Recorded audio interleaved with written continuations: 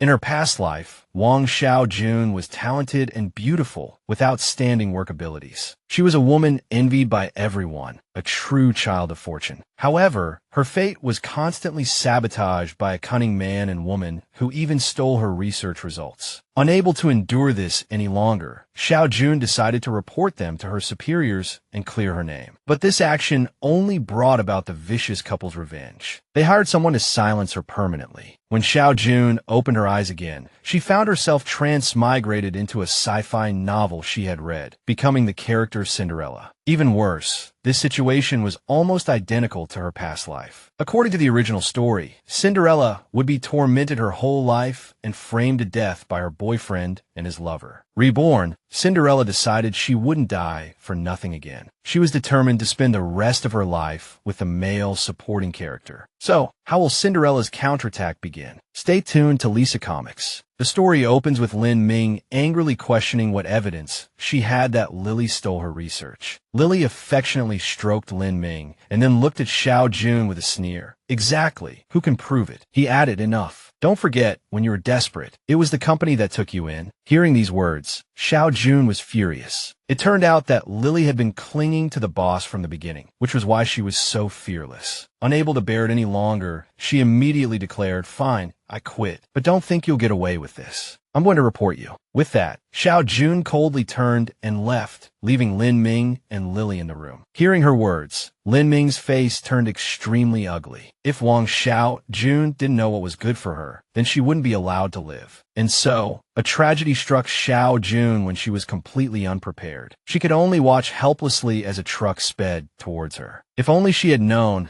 that upholding her rights would lead to retaliation. The retaliation came so swiftly. The frail and pitiful girl was sent flying by the truck, her blood splattering across her documents. It seemed she would never have the chance to report them. Will I ever have the courage to stand up again? The scene shifts to the Federation Research Institute. Xiao Jun woke up with a start, staring at her fingers in shock. She couldn't believe she was still alive after being hit by a truck. Where is this? Just then, a man grabbed her hand tightly. Cinderella, even if you remain silent and play dumb, it won't solve anything. Looking at the man in front of her, Xiao Jun was a little surprised. Did you just call me Cinderella? Are you Heinz? He immediately pushed her away, angrily rebuking her. You already have everything, and you might even become my wife in the future. Linda has nothing. As compensation, you must give her the research results. In a very short time, she fully understood the situation. She knew she was no longer Xiao Jun, but Cinderella. Great, I've transmigrated into the book, into that sci-fi comic I just read. Even after transmigrating, I still have to face the issue of my research being stolen. A thoughtful expression appeared on her face. But the difference was this time her boyfriend, Heinz, said it directly because his white moonlight, Linda, wanted it. Seeing things getting more and more interesting, Cinderella smiled. Before I died, I had one question. If I could do it all over again, would I still stand up for myself? She recalled the memories of her past life. Lin Ming coldly told her, enough. Don't forget when you were desperate. It was the company that took you in. This time, Heinz said the same awful thing. You already have everything, so you must give her your research results. Cinderella slowly walked towards Heinz. Now, I have my answer. Hearing this, Heinz was both surprised and a little pleased. Wouldn't it have saved everyone time if she had done this earlier? She didn't say much, just pulled him closer. Let me give my research results to your ex-girlfriend. Unable to bear it any longer, she slapped him across the face. How dare you say such a thing? Cinderella didn't forget to dust off her hands, continuing angrily. Working is hard enough, and I have to put up with you too. Whoever wants to put up with it can, I won't. She quickly reached out and checked her information bracelet, the future's communication device. At this moment, she thought to herself, hitting someone feels so good, but I still need to call for help. At the same time, Linda rushed in, panicked. Heinz, what happened? Seeing her still standing there, Linda was a little angry and asked loudly, Cinderella, we could have talked this out. Why did you hit him? Cinderella remained calm, as if nothing had happened. What are you pretending for? Don't you know he got hit because of you? Linda was about to say more. You misunderstood. I didn't. Heinz angrily pointed at her face. How did you become so vicious? How can you be my wife in the future? Hearing these words from his mouth made her feel disgusted. Being your wife means I have to swallow my anger. Whoever wants to be that kind of wife can be, I don't want it. A mocking smile even played on her lips. Heinz's voice rang out. There's a limit to your anger. He walked slowly towards her, reprimanding, "If you apologize now, I'll give you another chance. Otherwise, you won't be able to bear the consequences." Cinderella was almost at her wit's end with Heinz's words. "Right back at you. If you apologize now, I'll give you a chance." She clenched her fists, thinking, why isn't he here yet? If a fight really breaks out, I'm no match for him. The figure of a tall man slowly walked towards her. "Miss Cinderella, are you all right?" His face held a trace of indifference, yet also a hint of concern. Seeing him appear, she was overjoyed. "Rest, you're finally here." Her eyes shone as she looked at the man before her, who seemed to have stepped out of a painting. My hero, the second male lead from the comic, Rest. She remembered. In her past life, she had read this story. It was a tragic romance comic. The story unfolded slowly, telling of the female scientist Cinderella and the research institute director, Heinz, who were childhood sweethearts. She had thought that with his support, she would be able to qualify for research and use her research results to save the entire Federation. But that was just her wishful thinking. Everything changed when Heinz's true love, Linda, arrived at the Institute. It was also the time when his attitude towards her shifted. To pave the way for Linda, Heinz stole Cinderella's research results and gave them to her. At that time, the female protagonist in the novel only knew how to cry pathetically. Because Cinderella loved Heinz too much, she chose to endure the humiliation.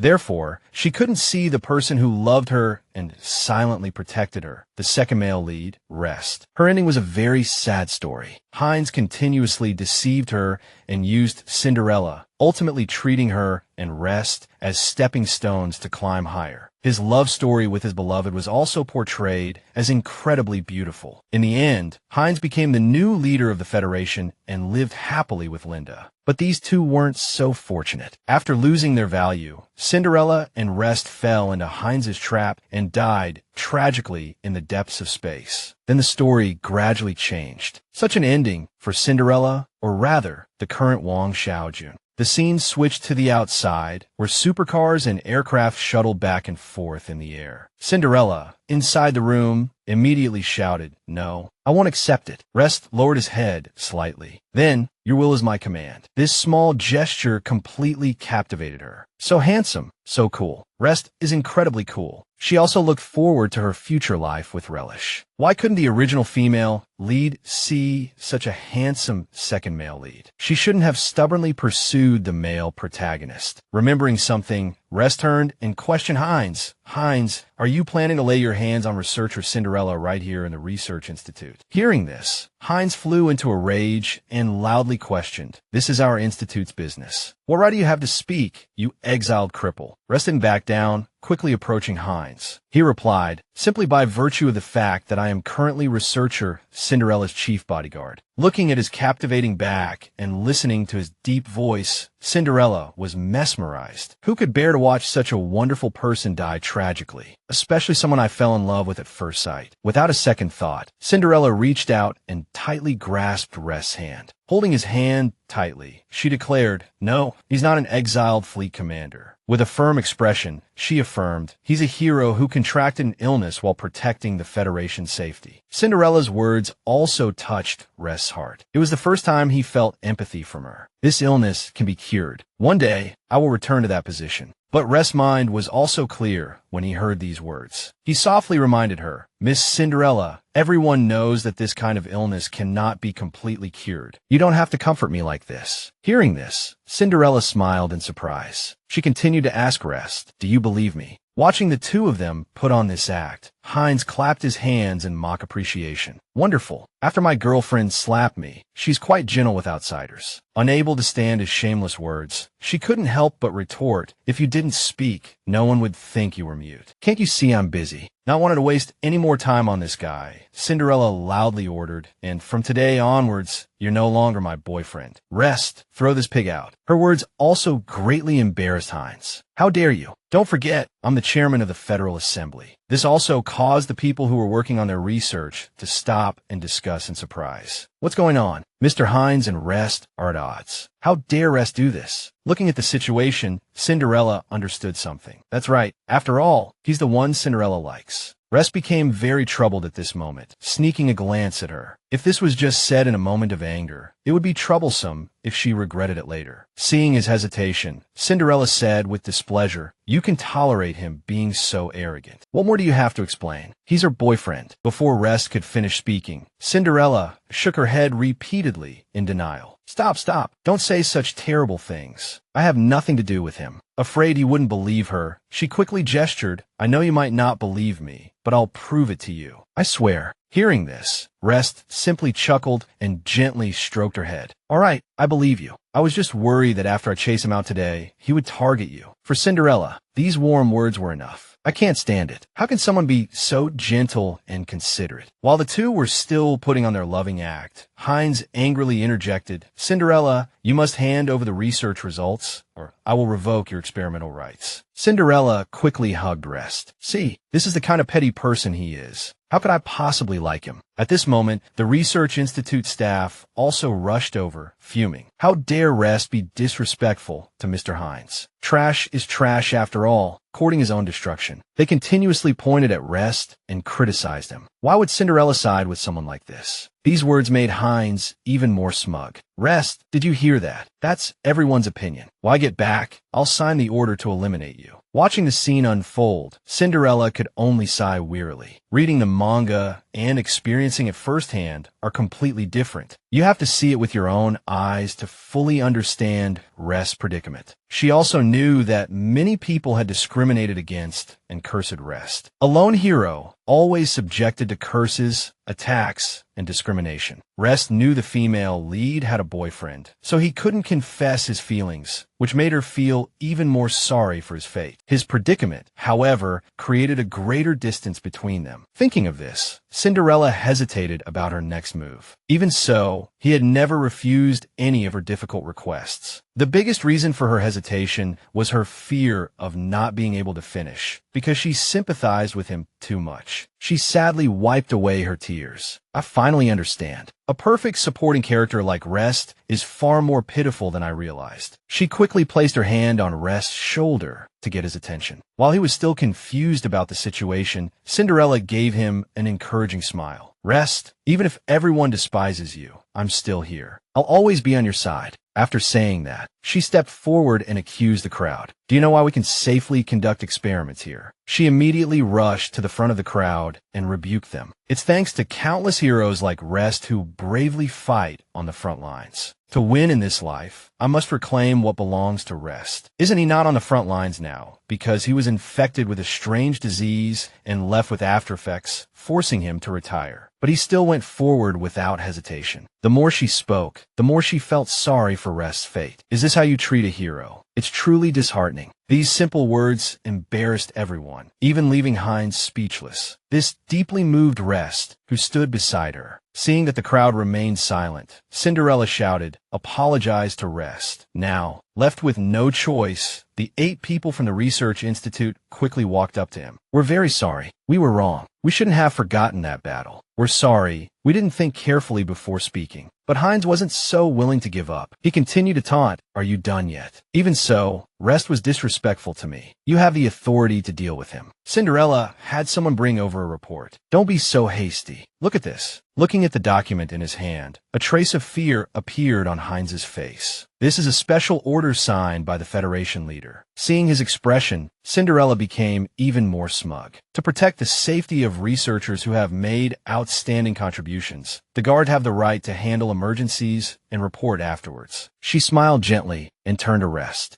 "Now my safety is threatened, so you have this right." Hearing this, he laughed and looked at the document. "Miss Cinderella, you really are." He didn't forget to lean closer to her, speaking with a smile. "I find I prefer being protected by you rather than protecting you." This made her blush, and she quickly turned away. "Just say what you want to say. Why are you so close to me?" Although she was already overjoyed in her heart. "How can my heart withstand the attack of such charming tactics?" Seeing the two so close together, Hines kept cursing. "Are you sure you want to protect this waste? Since you're defying me like this, I won't forgive you." Seeing him rambling on, she quickly pointed forward. "Rest, what are you waiting for? If he says another word, it's your dereliction of duty." Rest chuckled, surprised by her playfulness. "As you command, madam." Without a second thought, he stepped forward and subdued Hines, making him cry out in pain. How dare you? Finding this insufficient, he tightened his grip on Heinz's neck. Miss Cinderella told you to be quiet. Didn't you hear her? Linda, witnessing this scene from the side, screamed in fright. Rebellion. This is a rebellion. What are you doing? Let go of Heinz. Rest paid her no mind and quickly pushed Heinz out. I'll escort Chairman Heinz out. Now, only the two of them were left in the room. Cinderella turned to look at her, sneering. I think your acting is a bit clumsy. Linda started feigning innocence again. I don't know what you're talking about. Cinderella, without hesitation, walked directly towards her. You should know, there are no secrets in this world. After finishing her sentence, Cinderella continued domineeringly. The things you've schemed will eventually be exposed. Cinderella's gaze towards Linda was filled with contempt and disdain. I'm not the same person I used to be. Behave yourself and don't bother me again. Her series of actions left Linda stunned. Did she know everything? Time passed. Outside the research institute, Cinderella walked and talked. So are your after effects very serious? Rest smiled, comforting her. Don't worry. Protecting you is no problem. He leaned closer to her and added, I'm serious. Don't send me away. Seeing his wild thoughts, she felt helpless and turned around to explain, I won't send you away. Even if you wanted to leave, I wouldn't agree. I just want to understand your situation. These words made Rest a little embarrassed. He quickly turned his face away, not daring to look directly at her. The symptoms will recur when I'm controlling a warship, but there's no problem on the ground. Cinderella listened attentively, seeming to understand something. Let me think. In the end, it seems Rest was coerced by the main villain to board a warship to conduct experiments on Cinderella's previous research results. Then something unfavorable happened to Rest, but because he ignored the recurring after effects and stubbornly controlled the warship, even though the experiment was successful, the consequences were severe and he died tragically. At that time, Rest was extremely desperate, only able to breathe weakly, waiting for death. The saddest thing is that Cinderella never knew Rest sacrifice his life for her. Just then, a man walked up to him. She wholeheartedly wanted to help Rest reach the highest position. But if that happened, Cinderella wouldn't be able to escape the fate of being imprisoned. If she wanted to save Rest, she secretly planned everything. Then she had to solve the biggest hidden danger, this after effect. After a brief moment of thought, Cinderella looked at Rest with pleading eyes. If I said I could solve your after effects, would you grant me one request? Rest laughed when he heard this and gently explained, Miss Cinderella, don't say just one request. He placed his hand on his chest, his eyes very sincere. You know I can't refuse any of your requests. This moved her deeply, relying on the male supporting character's affection. Asking this question was really superfluous. She continued to look at him. This meant that in front of him, I could do whatever I wanted. She quickly gestured, then come down a bit. I always have to look up to talk to you. It's too tiring. As Rest approached, Cinderella explained with a smile, to help you solve the after effects, I still need some of your data. He was stunned upon hearing this. What data? Cinderella smiled with relish, continuing to narrate like chest circumference, waist circumference, hip circumference, and so on. And also, before she could finish speaking, Rest's face turned red. Don't say any more. I'll arrange for someone to send it to you later. She smiled and didn't forget to continue. These are just basic data. There's also some data about blood and health checks. Taking the opportunity, Cinderella leaned closer to him. Rest, why is your face so red? He didn't know what to say in this situation, which made her even happier. He was so easy to tease. Cinderella turned around, holding back her laughter. I'm a little tired. Dealing with scumbags is too exhausting. While she was still immersed in joy, Rest suddenly said, I also have a request. She glanced at him in surprise. Tell me. This time, Rest's expression became serious, and he expressed his wish, don't worry too much about me. Even if it can't be cured, it's okay. Seeing him so considerate, she admired him even more. He has no hope at all. I must give him more security. To reassure Rest, Cinderella gently placed her hand on his shoulder. Rest, you're really overthinking it. You have no choice but to trust me. The intimate actions of the two were also seen by Heinz, who was hiding at the base of a tree. The more he thought about it, the angrier he became, cursing. A lowly waste dares to collude and attack me. A clear hatred flashed in his eyes. Just you wait. In the spacious room, Cinderella focused on her research. It's really difficult to eliminate the after effects of contaminated items. The thought of how to solve Rest's problem made her even more focused. But the original owner wasn't like this. She wasn't just a weapons designer. To obtain weapons data, she had infiltrated battlefields and done some preliminary research on pollutants. This made her even happier. She laughed. If you consider that pollutant a weapon, then aren't these after effects like clearing bugs from the weapon? That's my specialty. Not wanting to waste any more time, Cinderella quickly tied a bandana around her forehead. Sometimes people need a little motivation to strive for something. She even set Rest's photo as her computer wallpaper. It doesn't hurt to admire Rest's good looks. Late at night, seeing the lights still on in Cinderella's apartment, Rest was touched. Is she working so hard? For me, a thoughtful expression appeared on his face. He remembered Miss Cinderella. I once swore I would pay any price for you.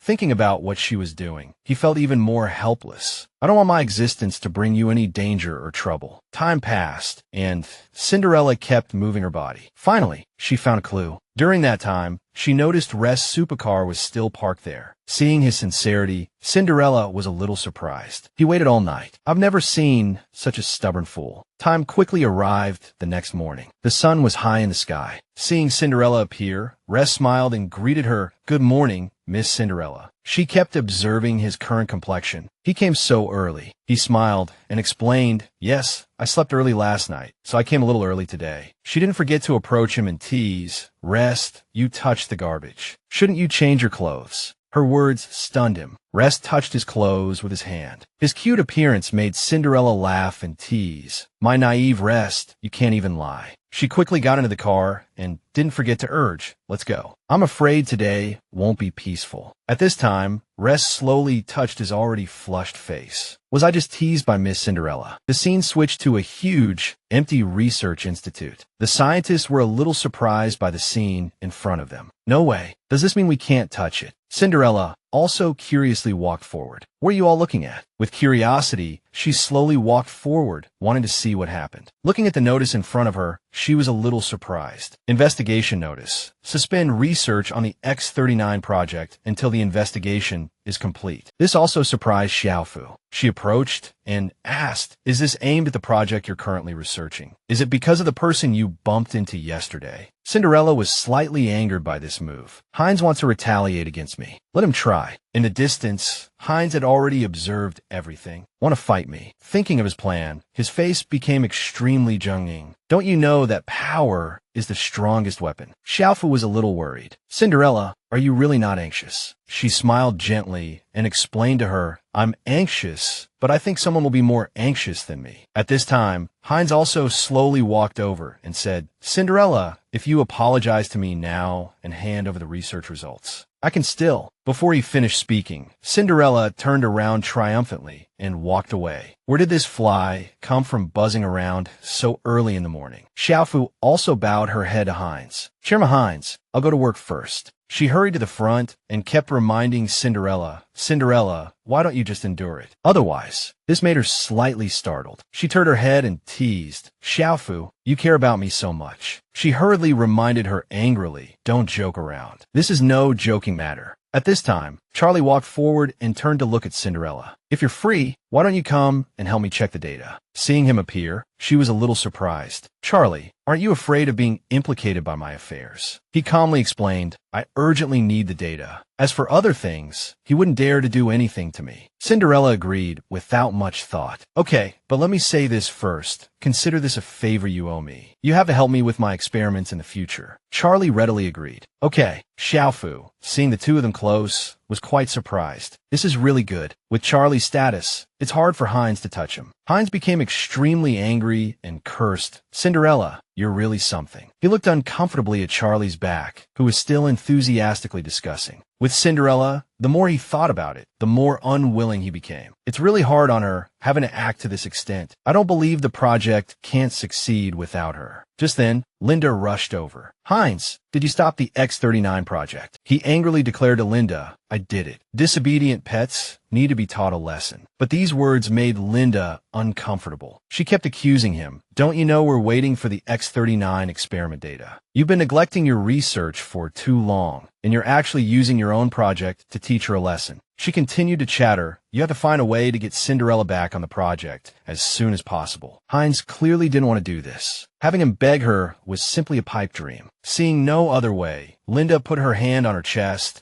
and added, don't forget, we both need the results of this project for our promotion. But Heinz still refused and turned his face away. Cinderella is too arrogant. Maybe it's because there was a problem with the Venus defense system research before, and she found the solution, so she got praised by the leadership. Speaking of this, she started to put on an act, adding, "This X-39 project is ours." Even if she made a contribution, we can find a reason to remove her name when the time comes. The key is that she must continue to participate. Linda's words made Heinz fall into deep thought again. Heinz, this is all for our future. Seeing no other way, Heinz had to nod in agreement. I know what to do. Linda chuckled and caressed him. That's right. You have to go and comfort her. This made him worried. He put his hand on her shoulder. You're not jealous, are you? Linda's face flushed slightly, and she replied softly, I'm content that we can start over. Heinz's heart raced, and he hurriedly embraced her. Me too. Time passed, and Cinderella was still in her room, seemingly focused on her work. In reality, she wasn't focused on work, but on monitoring Heinz and Linda's every move. If she had known earlier, she wouldn't have looked at the surveillance. She quickly slammed her laptop shut and threw on the table. If I keep watching, I'll get a sty. Witnessing this scene was much more exciting than reading a comic book. She felt that her fate was truly unfortunate, and she was physically and mentally exhausted. Cinderella, oh Cinderella, your head is so green. While she was lost in thought, Charlie walked up and asked, Are you like this because the experiment went wrong? She hurriedly stood up and handed him the documents. There was indeed a wrong number. I've marked it. Take a look. Looking at the string of reports in his hand, he exclaimed, as expected of you. Realizing it was getting late, Charlie immediately suggested, It's getting late. Let me walk you out. Cinderella smiled and turned her head to tease him. At your pace, you still have plenty of time. Be sure to do it carefully. While the two were still talking, Heinz walked up and said, Cinderella, I've thought about it. We don't need to make such a fuss. What do you want? Cinderella turned her head and said to Charlie, Charlie, do you hear a dog barking? He very seriously pushed up his glasses and replied, To be more precise, dogs are not allowed in the research area. Their words made Heinz's blood boil. You.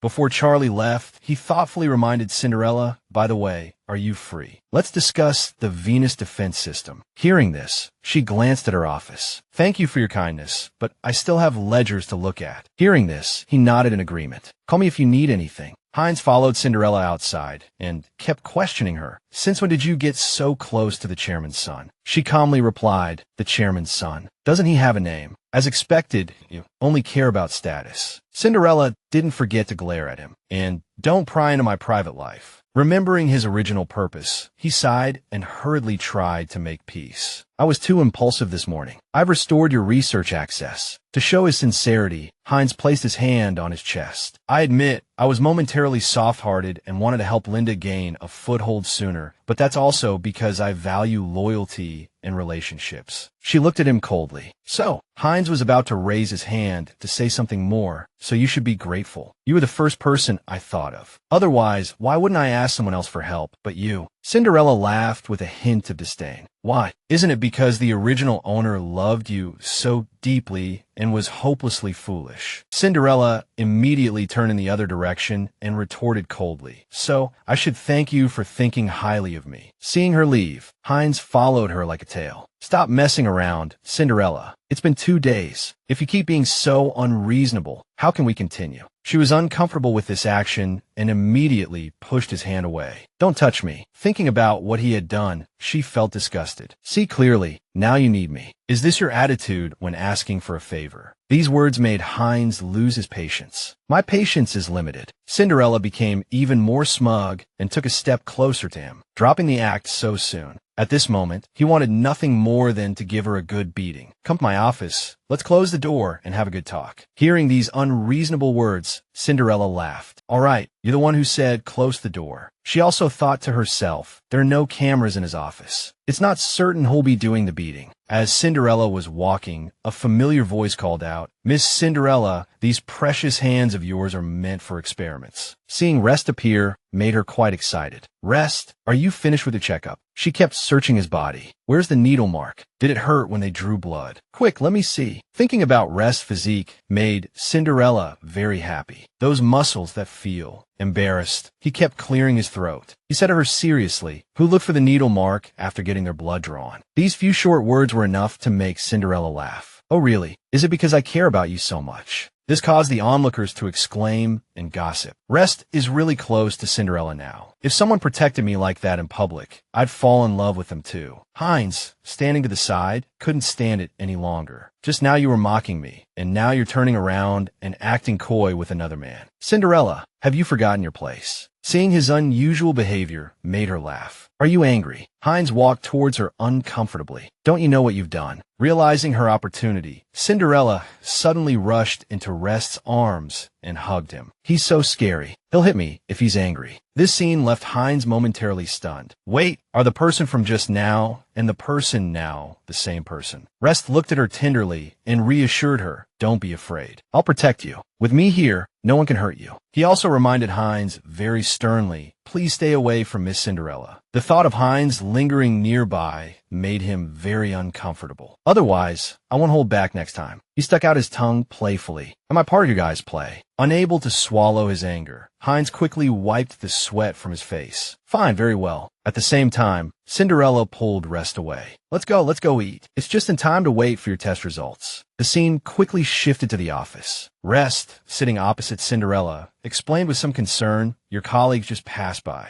Perhaps we need to keep a little distance. After all, I'm currently. Before he could finish, Cinderella interrupted him. Rest, I have a secret I've never told anyone. Her face became pitiful. That is, I'm sick. These words stunned Rest. He couldn't believe it. Sick. I'll make a doctor's appointment for you. He stood up and extended his hand to Cinderella. You need to get checked out again. She lowered her head, her expression filled with sadness. No need. I know what illness I have. Her eyes looked pitiful. This illness, it can't be cured. She pulled Rest closer. Come closer. I don't want anyone else to hear. While Rest was still anticipating what she would say, she whispered, actually, I have an illness where I like physical contact with people. But this was all part of her plan. Everything could be fabricated on the outside. The thought of being intimate with Rest made her even happier. If Rest feels insecure, afraid of being burdened by me, then I'll keep him firmly by my side. His expression gradually became serious, and he asked worriedly, I've never heard of this kind of illness. Is it dangerous? Cinderella gently squeezed his hand and said in a serious tone, it's because I was hurt before, so I lack a sense of security and need physical contact with you. This made Rest very uncomfortable. He exclaimed, is it because of Hines? Cinderella turned her head and rummaged through her bag. I admit I did that on purpose just now because I saw. She quickly showed him the scene of Hines embracing Linda. I really can't accept it. Seeing her so aggrieved made Rest almost unbearable. That's too much. I went too easy on him last time. Seeing him so worried about her, Cinderella was overjoyed. Hines, oh Hines, you scumbag are actually somewhat useful. Cinderella's face became pitiful, making everyone want to protect her. Do you still want to keep your distance from me now? Hearing her say this, he gently rubbed her head and comforted her. I'm glad I can make you feel safe, but Hearing this, Cinderella calmly stirred the coffee in her hand. Although Rest had softened, it was still impossible to achieve everything at once. The task is too difficult. Just consider it a good start. Remembering something, she smiled and turned to look at him, suggesting, then, when no one's around, can we be more intimate often? He blushed shyly and quickly agreed. If it's for treatment, I have no problem. This made her very happy. She extended her hand to him. Pinky promise. You can't keep saying, keep our distance. Rest smiled and made a promise with Cinderella. Okay.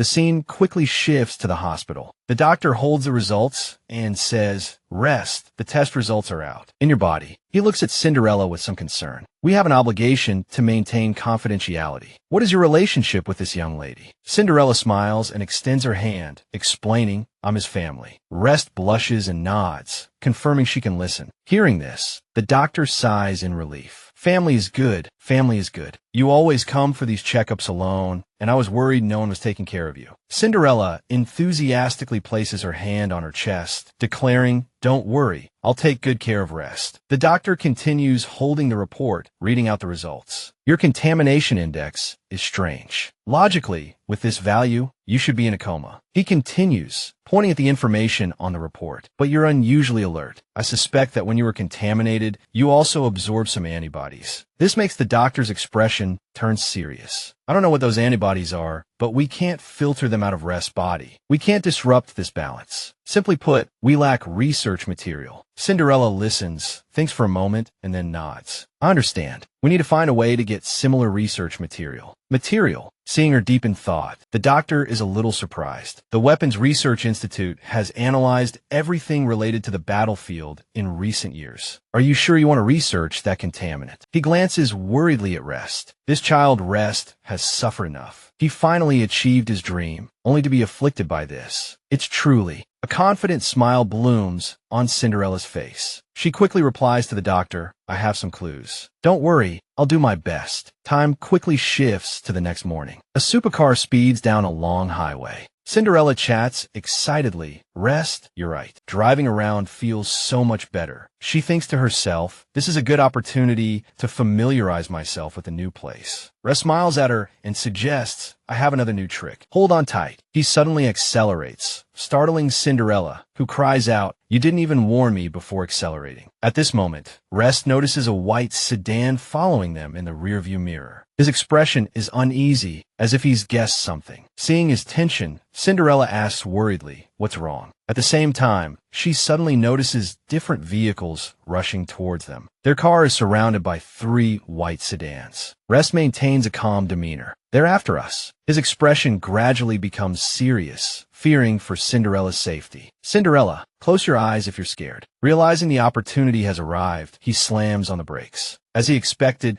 the car behind them crashes into his with a loud bang. The 2 white sedans on the sides also collide, creating a chaotic scene. The cars gradually change direction, speeding forward. Seizing the opportunity, Rest floors the gas pedal and speeds away. Watching the scene just unfold, Cinderella is astonished. This speed and excitement are truly thrilling, but the high speed makes her a little weary, yet she wants to forget this real feeling. Just then, Rest suddenly slams on the brakes, nearly stopping her heart. Cinderella angrily turns to him and shouts, what the hell? This time, blocking their car is a group of young men waiting there. Reno smiles, knocking on the car window incessantly, and says, Dear cousin, it's been so hard to get a meeting with you. I had to come here myself. He smiles somewhat eerily, staring at Cinderella. This young lady seems close to you. Aren't you going to introduce her? Rest slowly unbuckles his seatbelt, preparing to get out of the car. Wait in the car. Don't come out. Cinderella struggles to recall. Reno. I remember in the comics, he looked a lot like. As soon as he gets out, Rest grabs Reno by the collar, surprising him. You're actually laying hands on me. Are you angry? Rest reminds him repeatedly. Reno, you need to understand, I don't want to see you because it's too troublesome, not because I'm afraid of you. But Reno looks at his car smugly. At this moment, Cinderella also slowly approaches. She earnestly suggests, how can you talk to him while grabbing him like that? Let him go. Having no other choice, Rest releases Reno's collar. I have nothing to say to him. Seeing this, Reno is astonished. Amazing. This is the first time I've seen my cousin listen to someone so readily. After a brief pause, he continues concisely, I know where the thing you need is. Do you dare to come right now? They stare at each other, as if wanting to devour each other alive. At this moment, Rest laughed, looking at Reno in front of him. How do I know you're not lying to us? She stealthily glanced at the blonde, haughty-looking boy. This part wasn't in the original story. It seemed her arrival had changed the plot. Just thinking about him made her a little uncomfortable. She remembered that Reno intensely disliked Rest. Hearing this, he laughed in surprise and quickly scratched his head, giving up on research material because of fear. The renowned commander is nothing more than this. He even opened his hands, shaking his head repeatedly. It seems the rumors are wrong. Rest felt the situation was turning bad and hurriedly stood in front of Cinderella. Reno, you've been jealous of me since we were young. Ever since my parents' accident, you've been even more resentful that they implicated your family. Realizing the situation was gradually heading in a different direction, she was stunned. Wait, this isn't right. The matter of Rest's parents is his biggest taboo, yet he can speak about it so openly in front of me. Thinking of this, Cinderella was deeply moved. She smiled. He trusts me this much. How should I repay him? Rest's expression was slightly uneasy. He quickly replied, I had just finished the test, and your side already knew the results. Do you think I can trust you? Reno's subordinate now showed displeasure. What are you saying? Be careful. "You piece of trash." But Reno kicked his subordinate away. "Get lost. Can't you see I'm talking? Why are you interrupting?" This made Cinderella think even more intently. If the plot could be changed, she continued to look at the boy in front of her, wanting to know what Reno's true attitude was. He waved his hand casually and explained, "Cousin, I'm just concerned about you. So, will you accept my invitation?" Rest looked at Cinderella worriedly. If it were just me, it wouldn't matter, but Cinderella would definitely take risks for me. After a brief thought, he immediately refused. "I can't trust you." This made him even more annoyed. Then there's nothing more to say. Just as the two sides were about to argue, Cinderella suddenly said, "Wait a minute." She smiled and stepped forward, looking at Rest. "Who said we didn't agree? Why don't you let him finish?" Her words also surprised Reno. Rest kept trying to persuade her. "Miss Cinderella, listen to me. He's dangerous." But she found the situation rather interesting. Dangerous. More dangerous than the battlefield. Don't forget, both of us have been on the battlefield. This made Reno laugh, raising his eyebrows in surprise. "You really are different from what I investigated." Cinderella seriously put her hands on her hips and questioned him. "What did you investigate?" "That I'm foolish, infatuated with love. If you truly believe that, you wouldn't have come to us." Cinderella's ability made Reno smile with appreciation. "It seems my dear cousin has much better taste this time." Remembering the main issue, Cinderella got straight to the point. "I'm glad you think so. Tell me, where are the research materials?" She quickly approached Reno. "It's definitely not on the battlefield. If it were, your information wouldn't be valuable." A cruel smile appeared on Reno's face. "Of course." He also took out a piece of paper and gave it to her. "I can share this information with you for free as long as you can survive to get it." On the way home, Rest drove while worriedly reminding Cinderella, "I should go alone." "You shouldn't go."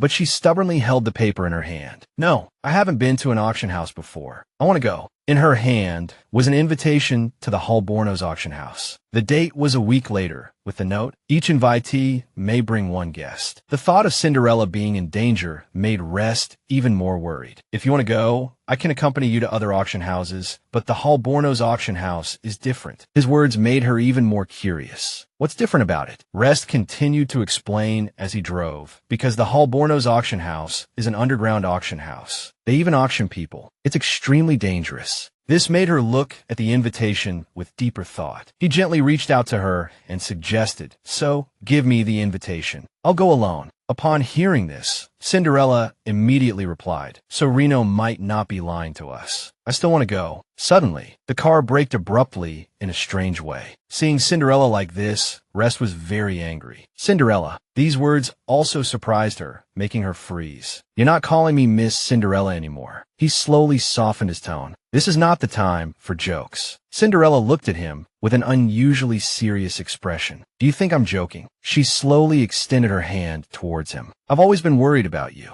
You worry about me, and I worry about you too." She looked at her beloved, a tender smile gracing her face. "Are you trying to worry me?" The question made Rest blush crimson, and just as things were about to reach a climax, the phone rang. Though annoyed, Cinderella answered, thinking whoever it was had better have a real emergency. Heinz's furious voice boomed from the other end. "Cinderella, why aren't you at work? Where have you run off to?" His tone made her look down on him. She replied casually, "Oh, it's Heinz. Wasn't my project suspended? Where I go is my business." He couldn't hold back any longer, unreasonably demanding, "I've reinstated your research access. Get back to work and catch up on your progress immediately." Cinderella scoffed. "You suspend it as you please and reinstate it as you please." Seeing her reaction, Heinz was taken aback. "Then what do you want?" She smiled triumphantly and quickly taunted, "Haven't I already told you? Beg me. You need to have the right attitude." He angrily cursed, "Cinderella, don't get ahead of yourself." Seeing him still ranting, Cinderella hung up. "Nothing, just a nuisance call. Ignore it." Rest, beside her, sounded a little upset. "I heard you call him Heinz." Cinderella turned her head slightly to explain, "It was Heinz. That's why I said it was a nuisance call." Rest slowly turned his face away, a curious look on his face. It wasn't like this before. You wouldn't talk to him like that. Thinking about what had happened, he found it hard to believe it was real. And you wouldn't. While he was still lost in his sadness, Cinderella leaned in closer. "Wouldn't what?" "Wouldn't disregard him like that." She gently leaned his head back against the seat and sat on Rest's lap. Cinderella asked him with a smile, "Are you not listening to me again?" Startled by her words, he quickly explained, "I." His heart was still pounding, and his voice trembled slightly. But he said somewhat strangely, "But I can't just accept your feelings without giving anything in return." Cinderella sat back in her own seat. Seeing him still politely keeping his distance made her feel a little helpless. This damned politeness. The more Cinderella thought about it, the more uncomfortable she felt. "I don't need it at all, but you're always anxious and hesitant about it." This made her quite unhappy. Seeing her attitude, Rest was a little surprised. As expected, Miss Cinderella is starting to dislike me. He slowly moved away from her, thinking, but this body of mine and this identity are all troublesome. Even so, Rest unconsciously reached out to Cinderella. "Until I resolve it, no matter what I say, I'm not sure I can do it." For some reason, he withdrew his hand. But I. While Rest was still embarrassed, Cinderella sighed. "Forget it. I've known it since before. I accept it all." His hand started to tremble, which startled her slightly. "Rest, what's wrong?" He turned his head and looked at her in a panic. "What did you just say?" "Forget it. Are you not satisfied with me?" This time, Rest took the initiative and hugged Cinderella directly. Seeing his actions, she was a little flustered and quickly explained, "Rest, that's not what I meant." But he still looked at her with infatuated eyes. "Miss Cinderella, do you think I can get better?" Hearing this, she smiled and encouraged him. "Of course you can." Rest blushed, looking at her. "Then shall we make a promise?" His words also puzzled her. "What promise?" His expression became serious, and he declared, "If my body recovers, I'll tell you a secret." This made Cinderella very excited, as if she couldn't wait. Here it comes. Rest is finally going to confess to me." At this moment, her heart was filled with joy, as if there was no more sadness. "Great, I finally made this blockhead understand my feelings." She gently gripped Rest's hand tightly. "Don't worry, even if I die, I will cure your illness." Rest looked away, a little embarrassed. "Don't say such things. Of all the things I most want you to be safe and happy." Just these warm words deeply touched Cinderella's heart. "Rest." She leaned closer to him gently. "Let me confirm one more time. Rest is not a person in a book. Rest is a living person." Her face flushed slightly, and Rest's hand gently caressed her face. He looked at her with concern and suggested, "I hope you always prioritize your own safety. So about the auction." Cinderella stubbornly shook her head and explained, "Rest, you always think you're burdening me. But the truth is, no one has ever put me first like you do." Realizing that time was running out, Cinderella quickly opened the door and walked out. Seeing him still sitting there, she said, "You're still worried about my safety, right? Come with me." The two returned to Cinderella's familiar apartment together. "Welcome. You're the first person to see my training room." Inside were punching bags she had prepared, covered with drawings of Heinz's face. This surprised Rest. He had only thought she was intelligent. She held a dart and threw it straight ahead. With anticipation, she watched to see where the dart would land. "Surprised I'm skilled in both literary and martial arts?" she asked. The dart landed directly on Heinz's photo. Rest was even more astonished by her accuracy. Cinderella turned to look at him. "So, want to see more of my skills? See if I'm qualified to attend the auction." Hearing this, he blushed and stammered, "Miss Cinderella, you really are?" Seeing him turn away, she quickly followed. "Really what?" He blushed and glanced at her. "Really cute." Remembering something, Cinderella quickly assumed a fighting stance. "Come on, let's see how good I am." She didn't hesitate to attack him. A moment later, Cinderella felt tired and a little dizzy. Rest quickly supported her. "I'm sorry, I didn't control my strength." But she didn't give up, clenching her fists again. "One more time. I'm not finished yet." Cinderella seemed determined, thinking to herself, "I practiced martial arts before. How can I not even withstand one move from Rest?" She was unwilling to accept this. It was too embarrassing. Seeing Cinderella's stubbornness, Rest felt a little awkward. "Maybe we should stop this." She ignored him and attacked directly. "Stop talking. Take this." Rest caught Cinderella's arm. His strength was irresistible. Seeing this, Cinderella was annoyed.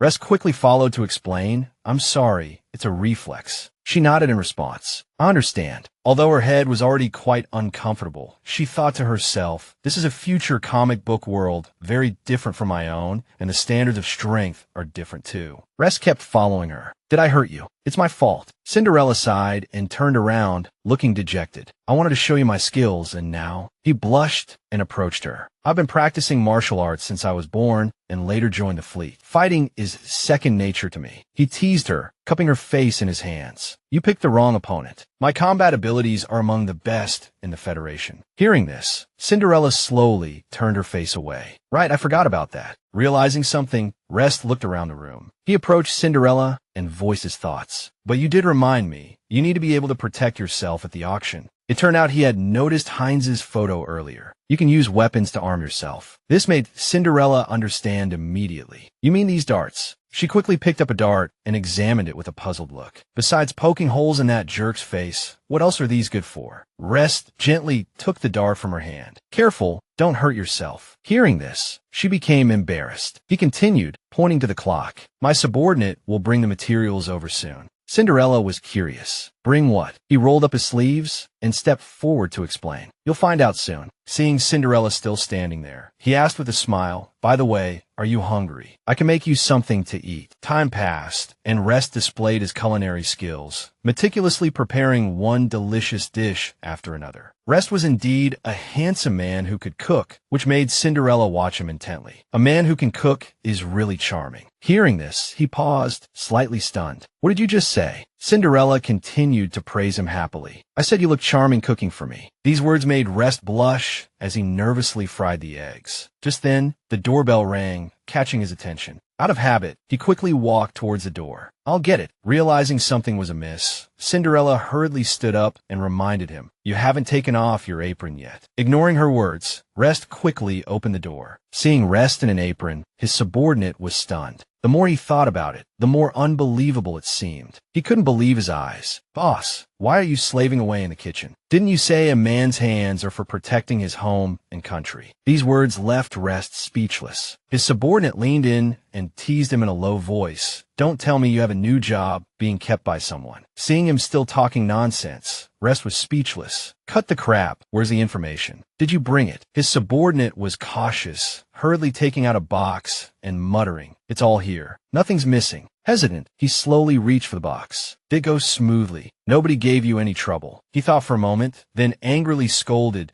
those ungrateful bastards. Seeing you injured and hiding, they all disappeared without a trace. As soon as he saw the scene before him, the subordinate froze. Cinderella stepped forward to greet him. Hello. He thought more and more that something was wrong. You're the one who's keeping my boss, the one who looks like a porcelain doll. She smiled and shook her head, waving her hand in explanation. Thanks for the compliment. If you want to think of it that way, it's not entirely wrong. He sighed in relief and continued to ask, it's fine if you find another job, but what if that scientist finds out? Will you be fired for doing this? Rest immediately hit him, reminding him, what do you mean, what if? She's the scientist. The subordinate was surprised and hurriedly scratched his head in confusion. Then you don't have to come to the door yourself, taking care of someone all the way to the kitchen. Perhaps because he was talking too much, Rest kept pushing him out. All right, you can go now. After the door closed, Rest also explained to Cinderella, that's my deputy. He's not a bad guy, just a bit talkative and doesn't have a filter. He was just about to say something like, if I've disturbed you, when Cinderella quickly shook her head. No, not at all. I even think. Her cheeks flushed slightly. I quite enjoy listening to him. Unable to look her in the eye, Rest quickly turned his face away. Let's eat first. We have things to discuss later. After a while, Rest slowly placed the box under the table. I had Bruno look into some information about the Holborn auction house. He hurriedly opened the box to check. Also, I prepared a weapon for you. He seemed to cherish the item. This was my father's. Looking at the beautiful bracelet, Cinderella was surprised. You say this is a weapon. It looks just like ordinary jewelry. Rest hurriedly leaned in to examine it. Here, let's try it. Fearful for her safety, Rest cautiously instructed, careful, don't touch it randomly. He continued to look ahead, explaining, it's a transforming crossbow. My father got the inspiration from an ancient text when he was young. Holding the bracelet, he reminisced. To make it easier for Cinderella to understand, Rest loaded a dart while handling the bracelet. When it's not activated, it's just a piece of jewelry. No one would suspect a thing. He quickly moved closer to her side, reminding her it's best used for sneak attacks because it's impossible to defend against. The dart immediately shot straight forward. Perhaps because it was made of metal, it flew extremely fast and accurately. In just a few seconds, the dart had lodged itself directly into Heinz's photo. Holding the bracelet in her hand, she was slightly stunned. Rest smiled gently. Using it for a sneak attack is most effective because it's impossible to defend against. Seeing him being so good to her made her cherish it. Isn't this just like the hidden weapons from my previous world? I didn't expect to see them in this story. Remembering something, Cinderella turned and asked worriedly, didn't you say this was something your father left you? Isn't it too wasteful to give it to me? He smiled gently and explained, "It's not a waste if you use it." Rest's face carefully watched her. "If my father knew, he would be happy." Cinderella looked at the bracelet in her hand with fondness. Is it true that in every book, the things parents pass down to their sons are meant to be given to their sweethearts? Thinking of this, she happily leaned closer to Rest and patted his shoulder. "Don't worry, I've received your token of love. I'll definitely protect you well." A bright and expectant smile appeared on Cinderella's face. Seeing her persistence, he could only say, "All right, you protect me." She quickly replied, shyly, "I mean, we protect each other." Remembering something, Rest smiled and reminded her, "But now we have to hurry up and investigate the Holborn auction house." He was just about to say something when Cinderella leaned in. "Wait, you're not going to deny that this is a token of love, are you?" Blushing, he turned his body away, unable to look her in the eye. Important things are, of course, given to important people. This made Cinderella hold her breath. Not denying it, for now, counts as progress. She gently placed her hand on his shoulder, reminding him, "This answer isn't enough. I'm not satisfied." Rest quickly turned his head, looking at her fearfully. "What do I have to do to satisfy you?" He gently placed his hand on his chest. "Anything I could do except.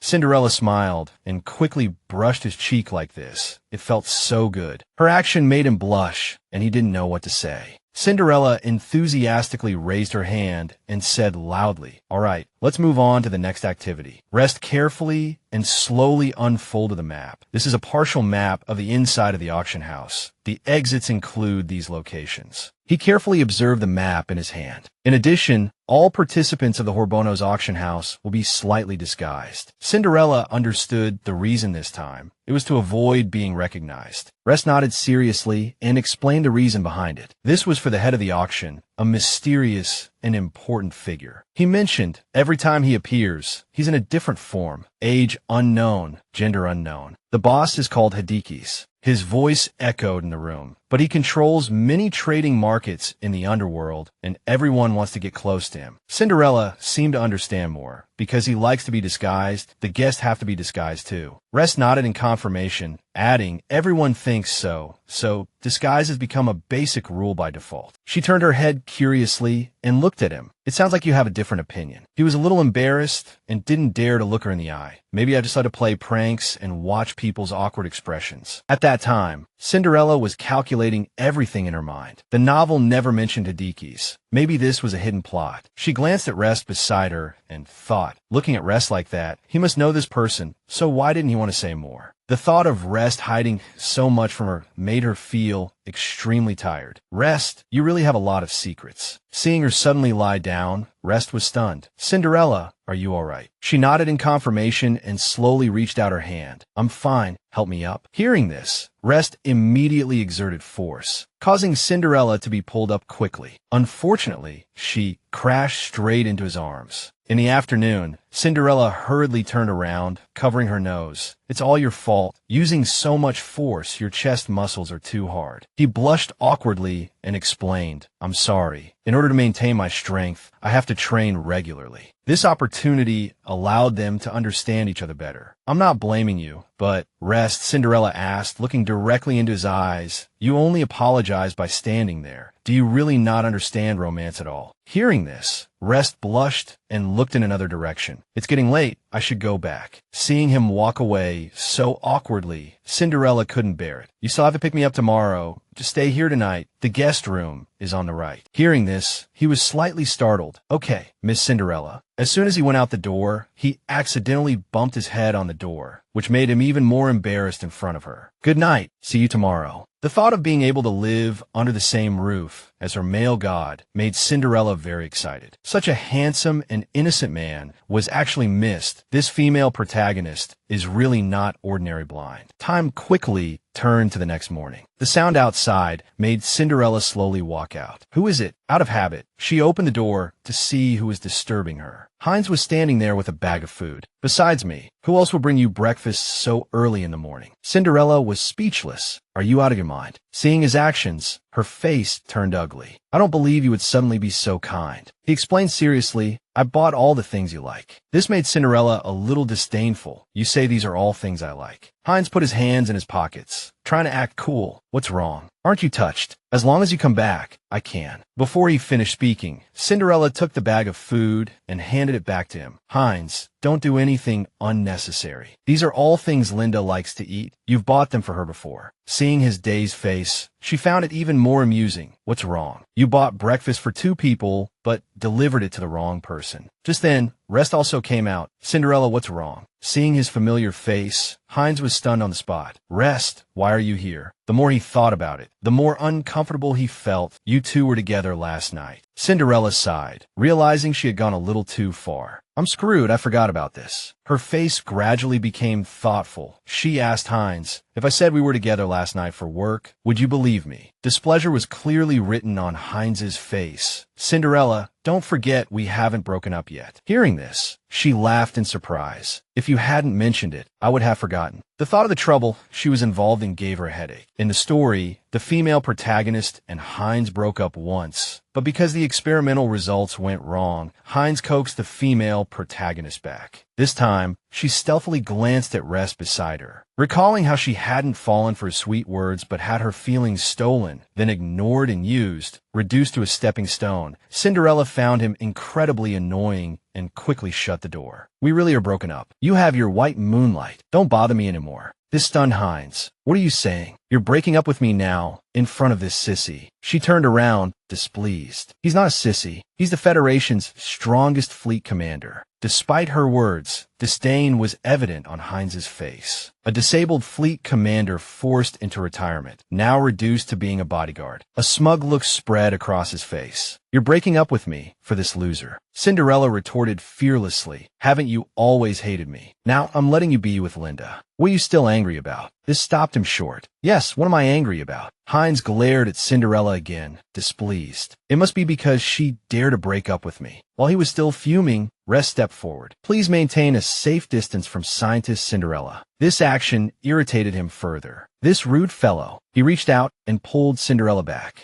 Even so, Heinz didn't give up. Cinderella, have you thought this through? A small, powerless scientist like you. Without my help, you won't even be able to keep your research project. He still thought Cinderella was the same as before. Are you really going to lose me as your backer? Rest shielded Cinderella, looking puzzled. Thinking of Heinz's vile behavior, he couldn't hold back any longer. Cinderella isn't just some small scientist. She's the one who can repair the Silver Star defense system, a senior scientist personally praised by the leader. Seeing him defend her, Cinderella was deeply moved. He might be quiet, but he was protecting her with his words. Heinz continued to sneer at Rest, annoyed. So what? Who isn't a senior scientist? I'm the chairman of the Federal Assembly. I have plenty of ways to interfere with your achievements. He quickly grabbed Heinz by the collar. Do you know what you're saying? His expression darkened. Cinderella's research project is related to national defense and the military, even the lives of countless soldiers on the front lines. Hearing this, Heinz laughed, quickly mocking him. National defense and the military aren't influenced by just one person. He looked at Rest with a hint of hatred. I think you should know this best, Rest. He even took a step closer, pointing at him accusingly. Without you, your legion is doing just fine. Seeing them argue for so long, Cinderella grew tired. I almost forgot, there's still a war in the later plot. I need love, and I need my career. Cinderella quickly separated them. All right, stop it. She turned to Rest, comforting him gently. Don't worry, no one can steal my project. Turning to Heinz, her expression became displeased. The X-39 research project is about to enter its most crucial phase. Let's all take a step back. This irritated him further. He gritted his teeth. Are you sure I need this research that badly? But Cinderella knew him better than anyone. What else? Don't you want a promotion? Hearing this, his attitude completely changed. Fine. You're using this to threaten me, so I have nothing more to say. Still furious about what had just happened, he pointed directly at Rest's face. But you were disrespectful to me today, and I'll get back at you for it later. With that, he turned and stormed off. Cinderella then picked up the bag of food he had brought. Without hesitation, she tossed it aside. All right, now that we've dealt with that troublesome fellow, let's eat breakfast and go to the research institute. Seeing Rest still standing there, Cinderella quickly walked over. Don't worry, you're my chief bodyguard. He can't do anything to you. He looked at her with a hint of worry in his eyes. I'm not afraid of being suppressed by him. Is your situation at the Research Institute that difficult? She gently pushed Rest down into a chair and explained, I'm the designer and primary architect of the Silver Star defense system. Based on that alone, the director will protect me. Hearing this, Rest felt somewhat reassured. You mean Director Hart? I hear he's always strict and conservative, not close to other scientists. This made Cinderella quite smug. She smiled as she continued. That's why his son, Shalice, is trying to get on my good side. She continued her story while taking food out of the refrigerator. Hines wants a promotion, so he has to take the director's position. Will the director just give up? Seeing that it was getting late, Cinderella carefully arranged the breakfast on the table. So don't worry about me. Come on, try my favorite bread. Rest stared at the scene, somewhat stunned. Looking at her simple breakfast, he felt a pang of shinkung, heartache/distress. Why don't you take better care of yourself? Cinderella, however, didn't seem to mind, continuing to enjoy her delicious bread. That's why you have to take good care of me, Mr. Chief Bodyguard. Rest held a teacup in his hand, calmly savoring the tea. Looking at her innocent and beautiful face, he gave a strange smile. You know, Cinderella, I would give my life for you. Cinderella slowly got out of the car. Rest glanced at his watch in surprise. The timing was perfect, right on schedule. She winked at him playfully. Remember to wait for me after work. We'll go to the clothing store together. Now, come with me to get some reports. The director sent me some new ones. These words made Rest's heart skip a beat. Okay, let's go together then. Cinderella and Rest walked forward side by side, observing everything from above. Hines scoffed. This is preposterous. A knock sounded, and Linda entered. He barked out an order. Inform everyone that their conduct must be proper, strictly, forbidden to bring personal relationships into work. Linda froze on the spot. What? Hearing his girlfriend's voice, Hines was startled and turned around. Oh, it's you. Never mind. He gently embraced her. Cinderella has agreed to come back and continue the research. This made Linda feel somewhat angry and depressed. You didn't promise her anything, did you? Hines looked guilty and quickly turned his head away. No, she's just a useful tool. Seeing the expression on his face, Linda became suspicious. Is it my imagination, or has Hines been very concerned about Cinderella lately? Meanwhile, Cinderella and Rest were walking down a long corridor, chatting happily as they went. Just then, Linda suddenly stopped them. Cinderella, can we talk privately? Rest turned to look at her, gesturing.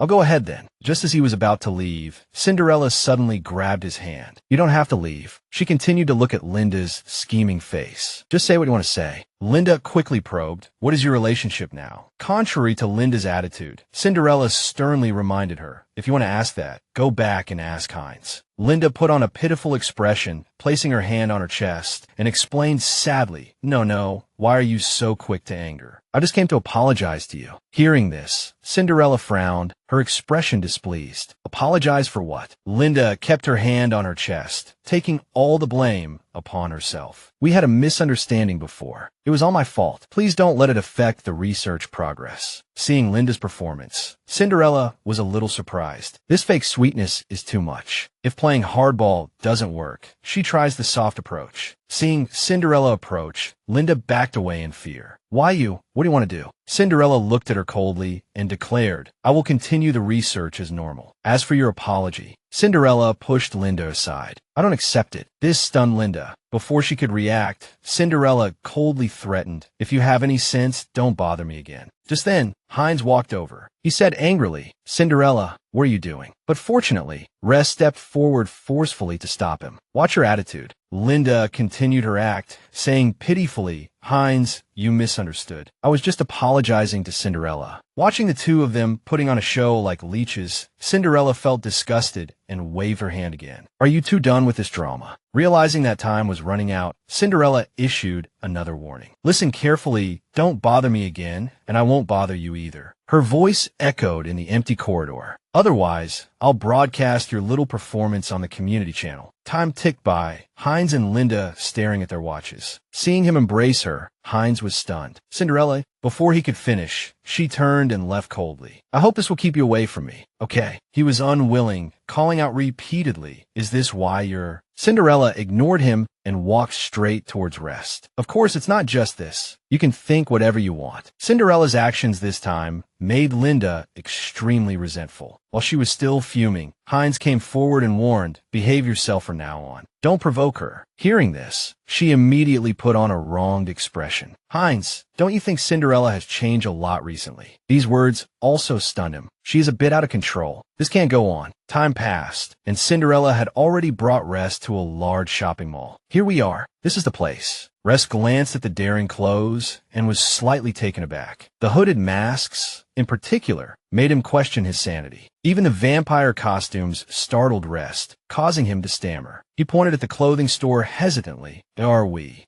buying clothes here?" Cinderella, seeing his adorable reaction, immediately approached Rest, the renowned chief bodyguard of the T-Force. "You've never seen anything like this before, have you?" He flushed, quickly looking away. "And no, that's not true. I've seen them before." Rest looked at Cinderella, trying to decipher her expression, but froze when his eyes landed on an alluring bunny girl costume displayed before him. Seeing Rest's embarrassed face, Cinderella couldn't help but laugh. He really didn't know how to explain himself. "Yes, I've been forced to see them before." Cinderella stopped teasing him and quickly pulled him inside. "Since you've seen them so often, help me pick out a couple of suitable outfits." Rest was surprised by their closeness. "Miss Cinderella, she has her arm around my shoulder." Just then, a man dressed as a clown approached them. "What a lovely couple. Welcome. Couple shopping with us today, get a discount." Hearing this, Rest was about to explain, or not. A strange, shuffling sound came from behind him. Rest sensed something was amiss and quickly turned to investigate. Meanwhile, Cinderella seemed a little displeased. Not lovers, but a kind of sweetheart, perhaps. Seeing him still looking around, she seemed curious. "Rest, what are you looking at?" He continued to discreetly observe his surroundings. Seeing nothing unusual, Rest quickly turned back and explained, "Nothing. I think I was mistaken." Elsewhere, a camera was secretly recording their every move. Almost got caught, but it was worth it. The looks they're giving each other are definitely interesting. Cinderella and Rest have entered the store. The array of elegant and luxurious clothing before her filled Cinderella with delight. "So many styles," she exclaimed. A shop assistant quickly approached. "What occasion are you shopping for? A public or private one?" Cinderella's eyes lit up. "What kind of clothes are for private occasions?" The assistant smiled and winked. "For private occasions, we have a separate room to ensure privacy, just for the two of you to browse with no interruptions." Cinderella was very pleased with this. "That sounds perfect. I definitely want to." Suddenly, Rest grabbed her hand, signaling her to stop. He gently but firmly lowered her hand. "Let's just choose something in the main hall." His words puzzled Cinderella. "Why? We're going to an auction. It's best to be more conservative." Rest's face flushed. "The private she's talking about isn't what you're thinking. It's the kind with very little fabric." Cinderella suddenly understood and quickly turned away. I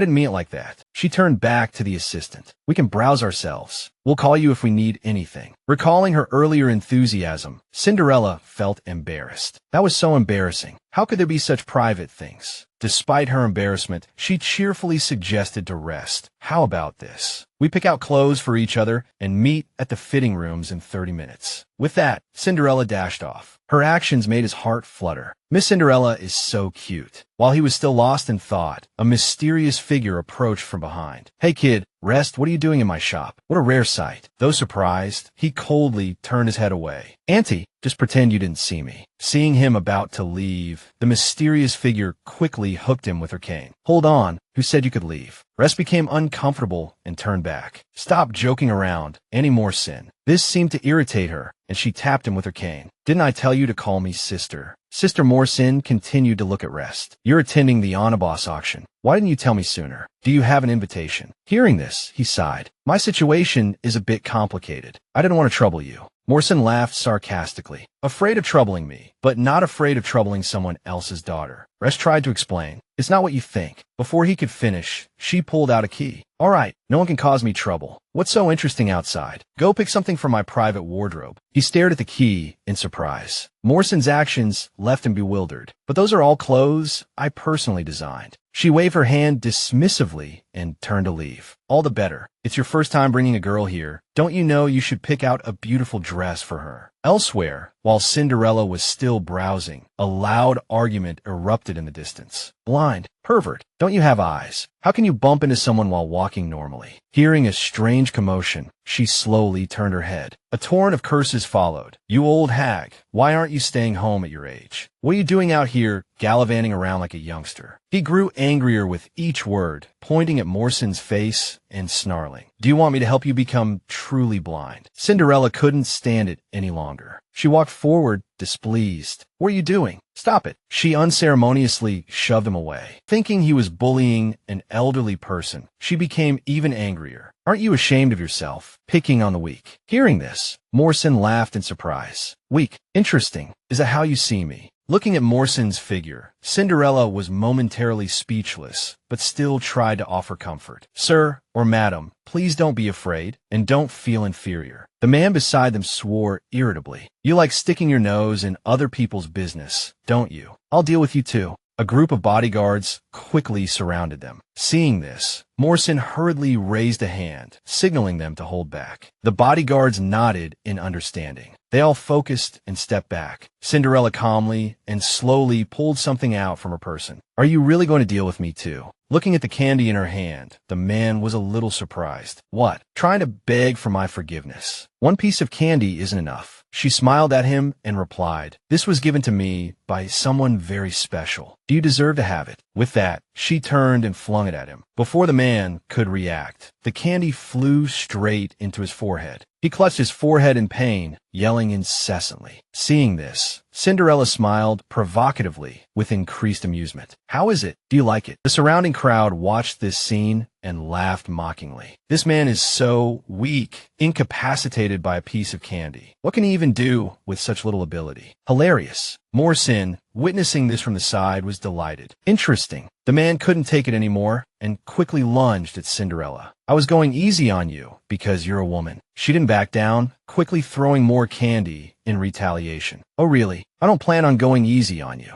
Candy continuously flew at his face. While he was distracted by the pain, she quickly backed away and shouted, help. Murder. Seeing the man playing dirty, Cinderella scoffed. Isn't this what you wanted? You wanted to eat my candy. The man angrily turned his head and questioned the shop assistants. Are you just going to watch? Hurry up and arrest this murderer. Hearing this, a shop assistant slowly stepped forward and explained, Sir, shouting is prohibited in the store. The man turned his anger towards her and demanded, what do you mean? Hitting people is allowed, but shouting isn't. Whose rule is this? Morrison, standing behind her, coldly announced, my rule. It is now. The shop assistants bowed their heads and called out, boss. Hearing the word boss, the man's face turned pale and he trembled all over. You're the owner here. Remembering the rumors that the owner of Morrison's shop was incredibly powerful and influential, he fell to his knees in terror. How? How could? Before he could finish, Morrison interrupted impatiently. Take him away. He's too noisy. Cinderella stood there, bewildered, watching as he was dragged off. Thinking back on her actions, she said a little sheepishly, it seems I really did stick my nose where it didn't belong. But Morrison's next words puzzled her. You truly are an interesting girl. Morrison gestured toward the large room. Go on. Rest is waiting for you there. Cinderella looked confused. How did you know he was waiting for me there? Looking at the mysterious woman before her, she thought to herself, it seems things are getting further off track, with more unknown people appearing. She looked at Morrison again, then thought of rest. This person in the black cloak seemed to know rest. While she was still pondering, Morrison stepped forward and said, Cinderella, we'll meet again soon. We'll talk then. At this moment, a shop assistant hurried over. Miss, I'll show you the way. Cinderella looked at the large door in front of her with some surprise. Meanwhile, the door was slowly and carefully pulled open. Rest, dressed in magnificent clothes and wearing a mask, looked incredibly handsome. This moment made Cinderella's heart skip a beat. Oh my, I think I just saw an angel. Seeing her still dazed, he extended his hand. Cinderella, what's wrong? Hearing this, she looked at him awkwardly. It's probably my old problem acting up again. Rest immediately became concerned and hurried towards her. Are you feeling unwell? I'm sorry, I was delayed just now and couldn't come over immediately. Seeing him so worried about her, Cinderella blushed. It's okay, I understand. I'm just a little unused to it. Watching her shyly move closer to Rest, the more she thought about it, the more unreasonable it seemed. The Cinderella in the story must have had eye problems. Thankfully, I don't. She found herself getting closer and closer to him. Rest hurriedly urged, "Is it your skin hunger acting up again? Then come closer." He also reached out to caress her face. "Is this okay?" Not wanting her heart to melt, Cinderella quickly closed her eyes tightly. "Rest, are you completely unaware of your own lethality?" Unfortunately, their intimate actions were captured by a mysterious person with a camera. The sound of the camera shutter continued to click, and Rest also realized the situation. He turned his head angrily and demanded, "Who's there?" But the mysterious photographer disappeared again, leaving Rest somewhat surprised. He quickly reached out to Cinderella, leaving her puzzled. Before she could react, he gently picked her up. At this moment, a shop assistant also came over to explain, "Sir, don't be nervous. You're absolutely safe in Morrison Clothing Store." Rest turned his head seriously and told her just now someone was assaulting someone, and now someone is taking secret photos. She carefully placed her hand on her chest and lowered her head to explain, "As you know, sir, nothing can happen without the owner's consent." Hearing this, Rest seemed to understand something. The shop assistant glanced at him secretly, and this time she smiled happily and chatted with Cinderella. "Miss Cinderella, the owner said she likes you very much. You can choose anything you like in any of her stores." After finishing speaking, the shop assistant lowered her head and left. "Then I won't disturb you too." Watching her retreating figure, Cinderella and Rest were both a little stunned. Embarrassed by this scene, she hurriedly reminded him, "Put me down first." Understanding something, she asked him innocently, "So, she was testing me before." She had guessed correctly. He didn't know how to explain. "Don't mind her, she's just like that. No one can guess what she's thinking." Rest moved closer and tightly grasped her hand. "But this is good too. At least it can guarantee your safety at the auction." Hearing his words, Cinderella pondered silently. Safety at the auction can be guaranteed in a clothing store. The more she thought about it, the more she felt something was wrong. What exactly is his relationship with the owner? Meanwhile, in the research lab, Xiao Chu became very happy. As expected of a CPI ship, there's such a perfect match. She happily ran forward. Calculating the time, Cinderella and Rest should be here by now. Unfortunately, she bumped into Director Hines, who was walking forward with a glass of water. His expression turned very unpleasant. "Xiao Chu, how many times have I told you to be careful in the lab?" Hearing this, she hurriedly lowered her head in panic. "I'm sorry, Director. I was too hasty. If I were any slower, I would have missed it." He became curious. Missed what? Without bothering to answer him, Xiao Chu ran forward again like a flash. Curious, Hines also walked to the door and glanced out. "I'll see what you're being so secretive about." At this moment, Cinderella also slowly walked forward, stretching languidly. "I have to work all day today." Hearing this, Rest looked around and reminded her, "Then take some time." Without thinking too much, he slowly took her hand. His face flushed, and he asked, "Are you feeling better?" Cinderella didn't dare to look him in the eye. She vaguely agreed and brushed it off. "This illness of mine, I'm really troubling you." He hurriedly shook his head earnestly and explained, "It's no trouble. I'm glad I can help you." Rest also didn't forget to caress Cinderella and remind her, "I'll go back and prepare. We still have to go to the auction tomorrow."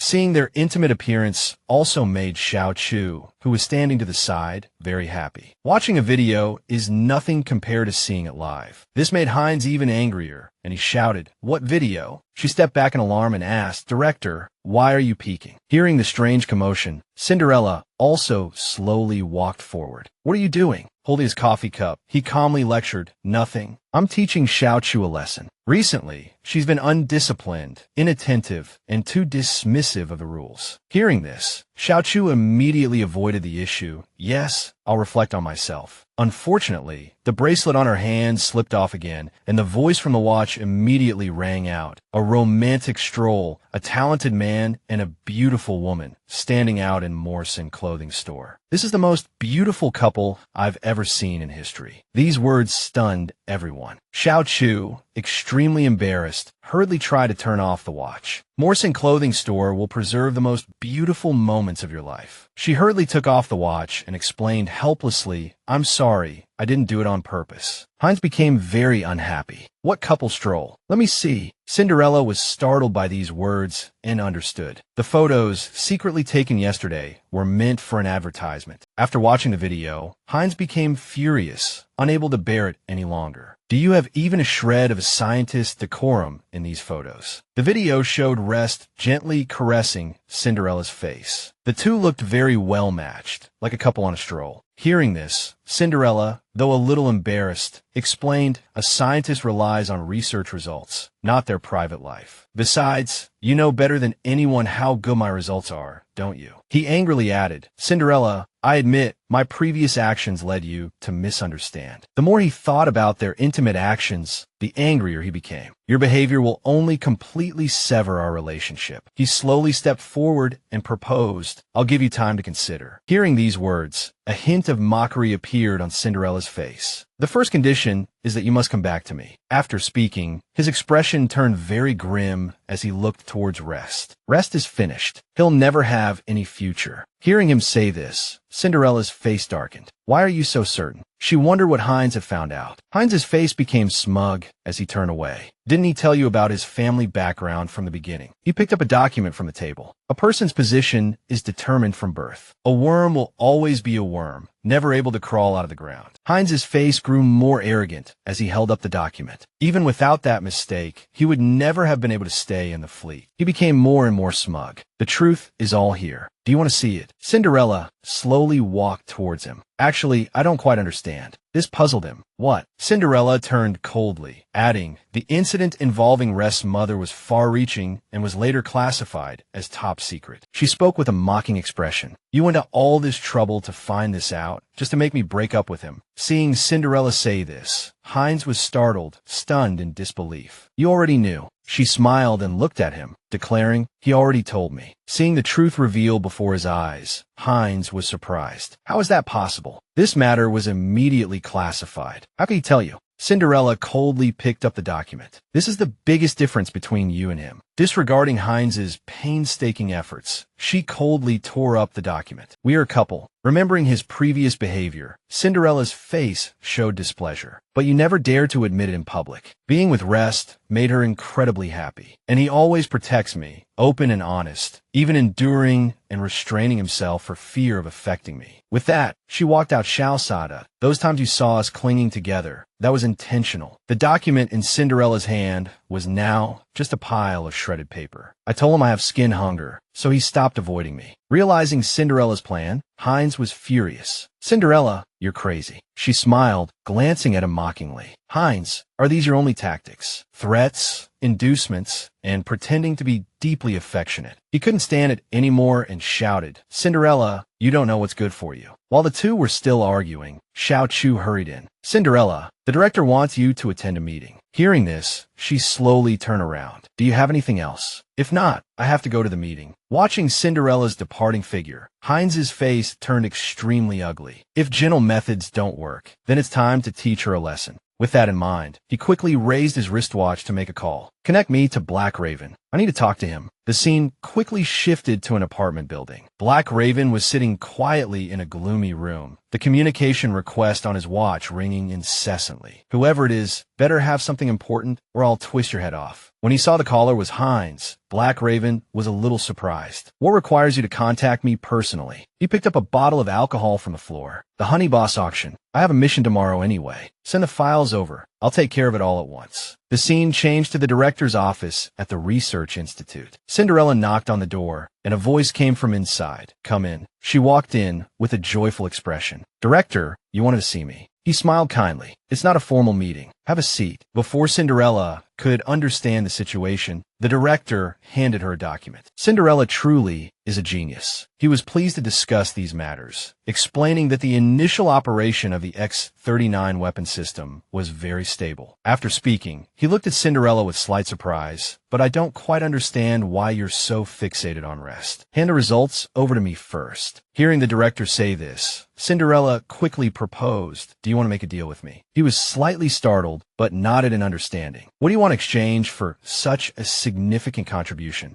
Cinderella didn't hesitate, immediately suggesting, I want to borrow your highest level biosafety lab to conduct an experiment on a contaminant. Although somewhat surprised, he asked with a smile, I need to confirm, do you know the consequences of doing so? Cinderella sat beside the director and continued, I'm guessing you're also concerned about rest. Otherwise, you wouldn't have agreed to let him come to the research institute. This made her incredibly certain, and she stood up. You think you're exploiting him as a bodyguard, but in reality, you're protecting him. The director just laughed. You know I'll agree. She sighed. He looked out the window and explained, anyway, if it weren't rest, no one else would have this authorization. His expression immediately turned serious. How confident are you? Cinderella smiled, telling him only the truth. If I have the experimental conditions, I'm confident I can cure him. These words made the director ponder silently for a moment. But he didn't forget to carefully advise. This matter needs to be kept secret if it's discovered by others. Before he could finish, Cinderella seemed to understand. I'll say I snuck in. It won't have anything to do with you. The director laughed heartily. Cinderella, I think you're different than before. She sighed, immediately putting on a helpless expression. People always change, especially after seeing certain things clearly. The director slowly extended his hand towards Cinderella. Yes, people always change. As the two watches came close, a notification sound rang out. The director smiled and quickly announced, the authorization has been granted. Also, I'll stall Heinz for you to buy you some time. His words made Cinderella very happy, and she accepted. She also didn't forget to lower her head and thank him. Thank you very much. He smiled and turned his head to explain, the person you should thank isn't me. Go.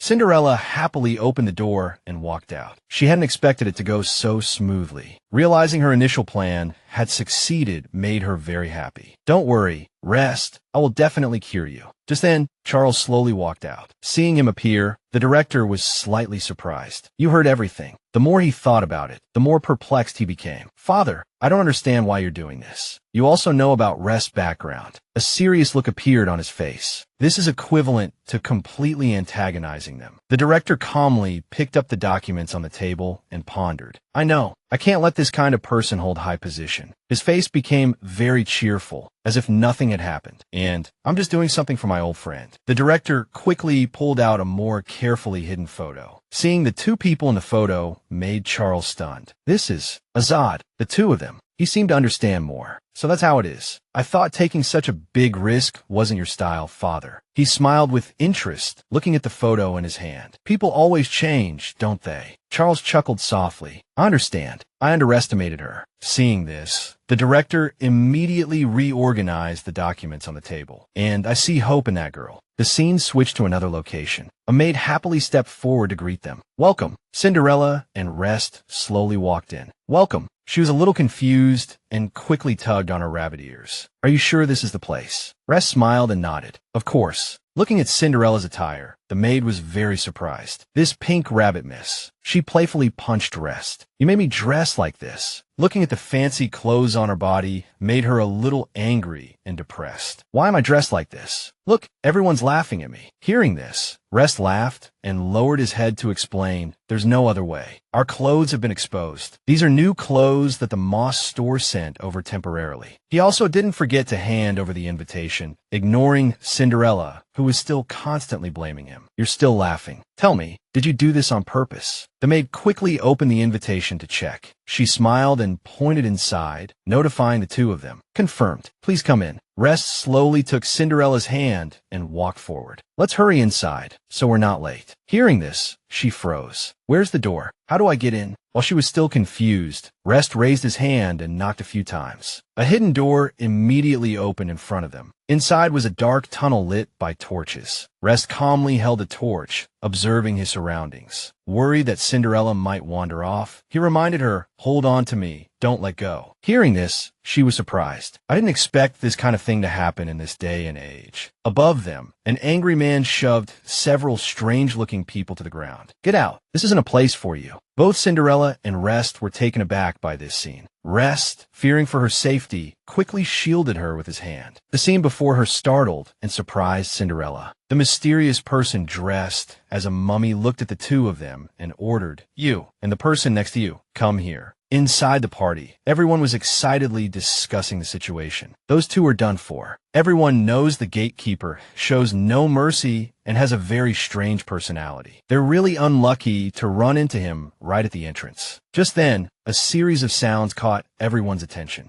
Reno sneered, looking very smug. They actually came. Now we'll have a good show. Seeing the crowd still pushing forward, Rest was displeased. What's going on? The gatekeeper walked up to them with a smile. One of you two can go upstairs to the VIP area. Who's it going to be? Hearing this, the crowd was stunned. What? There's such a good thing. Only the very wealthy can go upstairs, not ordinary people. This made Renault very unhappy. He turned around and demanded, what's going on? Didn't I give him the most basic invitation? The crowd quickly explained, yes, you did. The more he thought about it, the angrier he became, hitting his companion. Then what's this? He's qualified to go upstairs, and he was personally invited by the gatekeeper. Rest smiled and asked Cinderella, you're probably quite interested in going up and taking a look, right? Hearing this, she was a little surprised and guessed, I think this is a trap. She pulled him closer and whispered, maybe they're after my beauty or your handsomeness. Hearing this, the gatekeeper hurriedly explained to the two, hey, I can hear you. Cinderella coughed a few times. We can't be separated. Either we both go up or we both stay down here. She became increasingly uncomfortable. Who knows what you're planning? Rest, standing beside her, also nodded with a gentle smile. It probably wouldn't come to that. Wherever you want to go, I'll follow. Hearing him say this, she turned her head unhappily and scolded him incessantly. Whose side are you on? Why are you helping these malicious capitalists? These words put the gatekeeper in a very foul mood. He turned his head furiously, his face darkening. Watch your attitude, or I'll throw you out. This scene also greatly shocked Reno. She's so bold, daring to slander Boss Khan in front of Horner Boss. Cinderella was also fearless, walking straight up to the mysterious person and provoking him. Go ahead, throw me out. He seemed to have reached his limit. You can still apologize now. Seeing him preparing to make a move, everyone froze. In front of all the onlookers, Cinderella continued to berate him. You can't do it, can you? If you could, you would have done it already. After saying that, she didn't forget to critique the gatekeeper's attire. And those clothes you're wearing, what disgusting taste. Her voice continued to ring out. Haven't you been watching me? You've been here the whole time. Unable to stand the two of them any longer, the gatekeeper quickly turned his face away. Test passed. You two can go up together. This made Cinderella very smug. She took a step forward. That's right. You can't be so rigid, you. Before she could finish, he shouted, shut your mouth. Don't talk to me. Seeing that the situation wasn't good, Rest pulled Cinderella forward. All right, stop bullying him. Let's go upstairs. Hearing this, she nodded and waved her hand understandingly. Okay, for Rest's sake. As the two walked forward, another person approached the gatekeeper. Excuse me. Seeing his displeasure, he yelled, ask, ask, ask. Unable to hold back any longer, he immediately reached out and punched the person directly in the face. Ask this fist. This scene terrified everyone present. They whispered to each other in panic. The mummy exploded. He's too strong. Rest's girlfriend has good psychological fortitude, too. The more they talked, the more uncomfortable Renault became, muttering incessantly, who said she's his girlfriend. After all that had happened, he was a little tired. Have you prepared everything I asked for? The people around him nodded. This made Renault even more smug. He's lucky this time, being able to talk to the gatekeeper. I'd like to see what a penniless pauper can bid on. The scene shifted to a spacious and luxurious corridor. A servant walked briskly to Cinderella and Rest and said, Mr. C.A. has specifically instructed that you two use this room. Looking at Cinderella's expression, Rest asked, a little puzzled. You guessed it. She smiled and nodded, replying, of course. There aren't that many coincidences in this world. She also sat down in the chair next to him. The more coincidences there are, the more likely there's a connection behind them, like the Morrison jewelry store in Bosca. The more Cinderella spoke, the more suspicious she became. She leaned closer to him. It's you, though. Why didn't you tell me sooner that you have such powerful connections? A look of sadness crossed her face. Couldn't you just buy the experiment card directly? Hearing this, Rest gently reached out his hand to her. He removed her mask and explained, because of some things. A clear sadness was etched on his face, but he didn't know where to begin explaining. I don't want to have too much to do with her. Hearing him say this, Cinderella sighed and turned her face away. I understand, but she also slowly reached out and removed his mask. At this moment, she still felt a little curious. What was Aunt Morson's test about? Her expression gradually grew more suspicious. She asked again, "Wasn't today's test to see if I would protect you?" Cinderella crossed her arms, continuing to raise questions. But in what capacity was she testing me? She continued to press rest. And that time at the Morrison clothing store, that was a test too, wasn't it? Hearing this, he blushed. To lessen the awkwardness, he quickly turned his face in another direction. I don't know what Aunt Morrison is thinking either. Hearing this form of address, she seemed curious. Aunt Morrison. Cinderella couldn't hold back any longer. She grabbed Rest and looked directly into his eyes. Tell me, how many secrets do you have that I don't know about? Just as the two were in this intimate moment, a servant suddenly pushed the door open. Excuse me for interrupting. I've brought some wine for the guests. Unfortunately, the two were immediately seen by the maid. Seeing them about to become intimate, she was very frightened and hurriedly turned to leave. I'm so sorry, I'll tell everyone not to disturb you. Watching the maid hurry away, Cinderella sighed. It seemed she misunderstood something. Saying this, she turned her head and looked at Rest with a scrutinizing gaze. Seeing him still standing there, she tentatively asked, "There won't be any trouble, will there?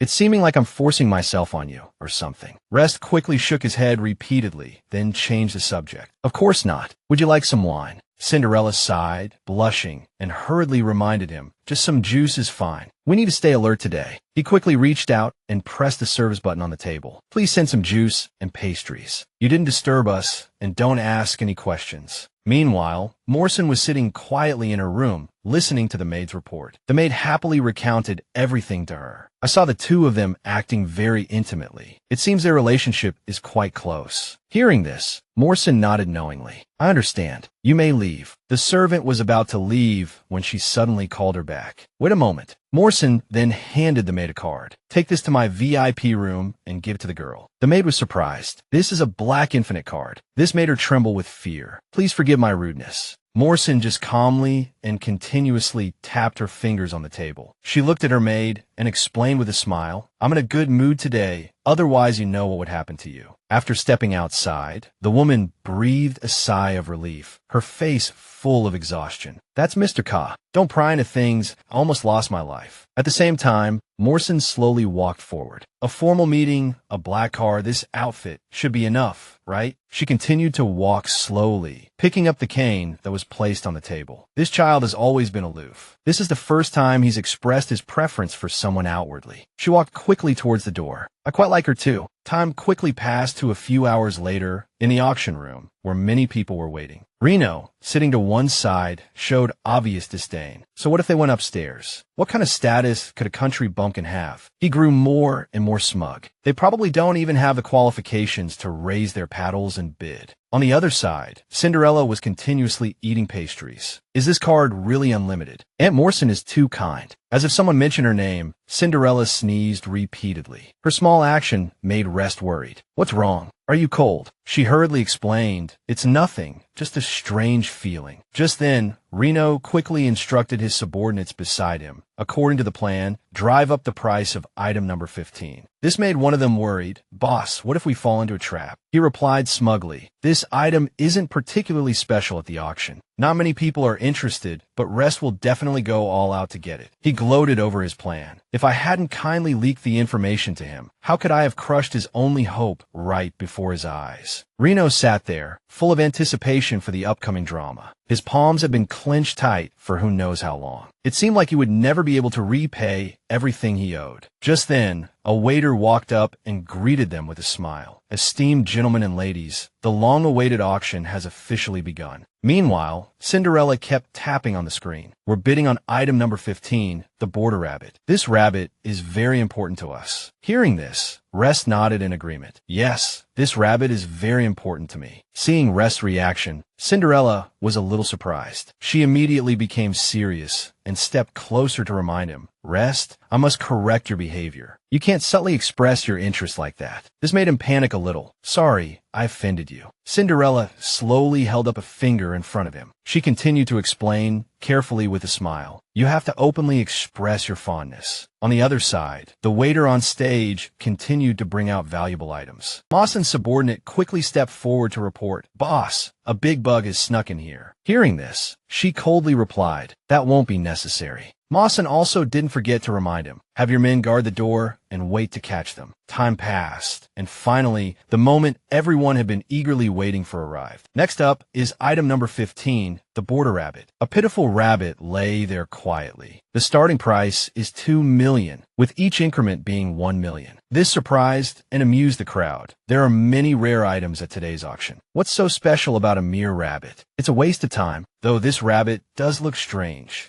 Meanwhile, Reno's teammate quickly called out a price, 3 million. His teammate next to him immediately raised their number plate high for million. This caused a stir in the room. What? Someone actually bid over 3 million. It's really not worth it. Reno didn't care and laughed smugly. Keep bidding. Raise it as high as you can. This surprised Cinderella, who was watching on the screen. Isn't this price a bit too high? Rest was calm, as if he had already expected this. Someone knows I want it and is deliberately raising the price. He gently placed a strawberry into her mouth. I don't recommend you use that black card. This surprised her, and she asked, "How did you know what I was going to say?" Rest smiled and slowly pulled out a black card from his pocket. My people have discovered many resource planets before, so I'm actually quite wealthy. Taking the black card from his hand, she was stunned. This is really a resource planet card. Looking at the black card in front of her, Cinderella also fell in her own thoughts. I've only seen this in comics, but it's something that only people like the Marshal have. According to the Interstellar Treaty, the first person to discover a resource planet has all the rights to it. A resource planet card is a special card that can directly use the planet's resources as currency. She looked at this powerful card, deeply shocked. A planet's resources are inexhaustible, so it can be seen as a card with unlimited swipes or a card with no limit. Hearing this, Cinderella was dumbfounded. "So you own a resource planet?" Rest blushed with embarrassment and turned to look at her. "Do you like it?" He also rummaged through his pockets, explaining, "I have many more. I'll bring you 2 as a gift someday." His action instantly petrified Cinderella. "What did you say?" He repeated his words with a gentle smile. "If you like it, I'll go get them for you when we get back." Seeing how kind Rest was, Cinderella became even more exasperated. So the Cinderella in the original story was blind to miss out on hundreds of billions. Now she had collected 3 powerful black cards and placed them on the table. Cinderella became thoughtful, thinking something was amiss. This made Rest, who was beside her, curious. What's wrong? She tried to calm herself down. I can't fall for him. She tried to suppress her inner thoughts. I can't just run off to another planet with Rest. I have to stop this perverted thought. Cinderella smiled and approached him, suggesting, "I've already decided. We don't need to spend any money here." Reno's subordinate was a little confused. Why is there no movement upstairs? Could it be that they're not bidding anymore? This displeased him. Impossible. Just then, the auctioneer hastily shouted, "VIP room 0, 21 million. Hearing this number, everyone was stunned. VIP room 0, that was Mr. K's room. So they were in Mr. K's VIP room. How could this be? The more Reno thought about it, the more unwilling he became. They must be doing this on purpose. I absolutely cannot be outdone here. Meanwhile, Cinderella was in the room, pressing the button repeatedly. So this was how an auction worked? It was quite convenient. Rest, beside her, was a little surprised. Didn't we agree not to spend any money? She quickly smiled and winked, signaling him to understand. It was just a bid to reassure them. Cinderella's voice rang out, 25 million. The auctioneer was startled, then very happily announced to everyone, VIP room 0, 26 million. 26 million. Anyone else? Reno's subordinate kept trying to stop him. Boss, calm down. But he clearly wasn't listening. 30 million. This price made him a little worried. He thought, my inheritance is only 30 million. If I keep going. Realizing the time was right, Cinderella smiled and sighed. All right. Hearing this, the auctioneer hastily shouted, 30 million once, 30 million twice. Seeing no other bids, he immediately brought down the gavel. Sold for 30 million. This made Renaud, who was standing to the side, feel very strange. Rest, you really didn't bid anymore. But I don't want to lose money either. Seeing that everything was going according to plan, Cinderella comfortably stretched. It's over. Time to get to work. Renaud spent 30 million on a rabbit. We should go congratulate him.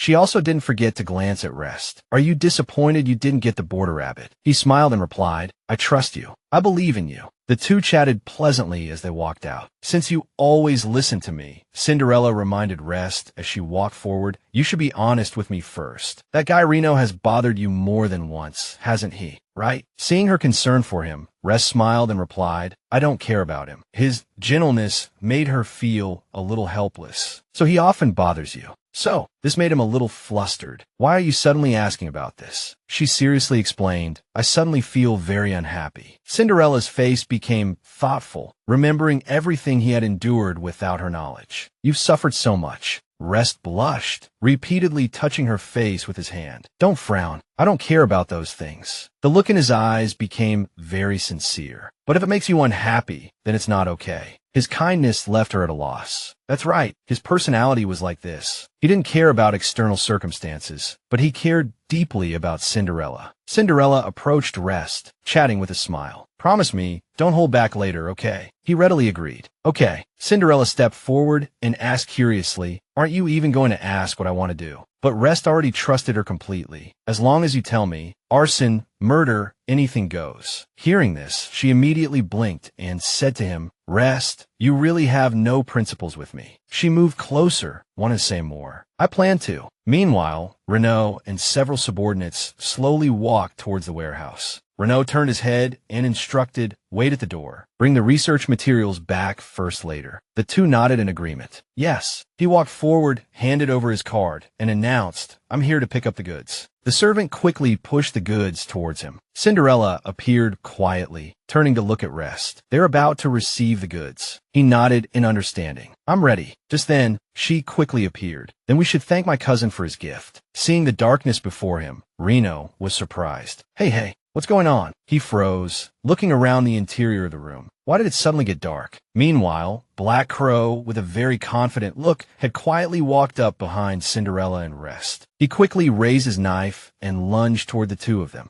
Fortunately, Rest moved quickly and dodged Black Crow's attack. He then followed up with a few kicks. Realizing the situation was bad, Rest turned to warn Cinderella, quickly get to a safe place. Realizing that the situation was different from the original plan, she became very flustered. Who is it that came here to attack? Seeing Black Crow still charging forward, she thought helplessly, no, it's too dark. I can't aim accurately. Strange sounds continued to ring out as the door gradually closed. This made the man very annoyed, cursing, damn it, Dizelle. Once the security door closed, all the security devices inside would automatically activate. Left with no choice, several servants scurried out. Rest didn't hesitate, turning to Cinderella. Let's get out of here, he urged, and the two of them rushed out. Their escape was hurried, but Black Crow seemed unwilling to let them go. A cruel smile twisted his face. Trying to run, he sneered. Not so fast. Rest felt a surge of panic. Without thinking, he shoved Cinderella forward. Rest, she cried out in alarm. At that very moment, Black Crow's knife flashed out. Seeing the knife, Black Crow tried to bolt. Die alone. He yelled, I'm out of here. Rest wasn't about to let him escape. He grabbed Black Crow's shoulder. Not a chance. With that, he threw Black Crow to the ground. Black Crow slowly sat up, knife in hand, and said with a chilling laugh, you mess with the wrong guy. You're dead. Dead as a doornail. The room was suddenly bathed in a terrifying red light, alarms blaring. Renaud, hiding nearby, shrieked in terror. What the hell is this? Outside, Cinderella stared anxiously at the closed door, worried and frantic. Rest could have escaped, but he was trapped inside, holding back Black Crow. She spun furiously to the guard standing nearby. Unable to contain herself any longer, Cinderella grabbed his collar. How do you open this door? The terrified staff member stammered. Only the boss and his right-hand man, Leonard, know. Cinderella froze in astonishment. Mr. Khan and Leonard. He nodded in confirmation. Why, yes, that's right. Realizing the danger, Cinderella's heart pounded. They must know something's happened in the warehouse since the alarms triggered, she thought. But for Hornobo's reputation, they'll keep it quiet. The thought of Rest and danger filled her with dread. What if, in her mind, Rest isn't as important as the auction? I can't ignore that possibility. She struggled to recall the map he'd shown her. Luckily, I studied the layout of this place back in the VIP room. Realizing something crucial, a flicker of hope crossed Cinderella's face. The inner and outer building widths are different here. There's definitely something going on in this spot. In the darkened space, Rest continued to face off against Black Crow. Just then, Renault rushed over, waving his hands frantically. "Stop fighting, both of you. We need to get out of here. This place is terrifying." Black Crow laughed. "Blame your bad luck for offending someone you shouldn't have." Rest found this amusing. "I've offended so many people. Are they lining up to get me?" Reno, watching their bickering, was speechless. Typical Rest, still running his mouth, even when facing death. He pointed at Rest's face. "Get me out of here, and I swear I'll never bother you again." Suddenly, the lights went out, plunging the room into silence. The red lights flickered back on. Rest seemed to understand. So that's how it is. Lights suddenly illuminated squares on the floor. Without hesitation, he jumped onto a glowing square. Seeing Renault still frozen in place, he yelled, "Stand on a white square." Confused but compliant, Renault jumped onto a square. "What is this thing?" He didn't notice that part of his shoe wasn't fully on the white square, and the security system immediately activated. Renault yelped, collapsing onto the floor in despair. Black Crow seemed to realize something. "I wonder how I got in here so easily." So this was the trap. Rest turned to Renault. "Renault, listen carefully. Every time you hear a beep, you have 3 seconds to jump to another white square." Renault trembled with fear. I don't think I can do it." 30 minutes earlier, Mawson called out to Leonard. "Wait a moment." As Leonard approached, she gave him a serious instruction. "That security system in the warehouse has been installed for a while, but it's never been activated, has it?" Leonard was slightly startled, but answered dutifully, "No one dares to cause trouble here." Her expression remained calm, as if she had already calculated everything. "Then let's take this opportunity to test it. No point letting those assassins go to waste. It'll be good publicity, too." Leonard looked surprised and apprehensive. "But Rest and that girl are also in the warehouse. What if we accidentally kill them?" Gripping her cane, Mawson's face hardened. "Are you questioning my decision?" He quickly shook his head. "I wouldn't dare." After saying this, Mawson tapped the ground beneath Moss's feet gently with her cane, then walked out. "Your worries are unnecessary." She handed him the documents in her hand, not forgetting to turn back and inform him, "Didn't I tell you?" That system was only completed after numerous experiments by Rest. This immediately made Leonard terrified. If the completed version was this frightening, wouldn't the incomplete version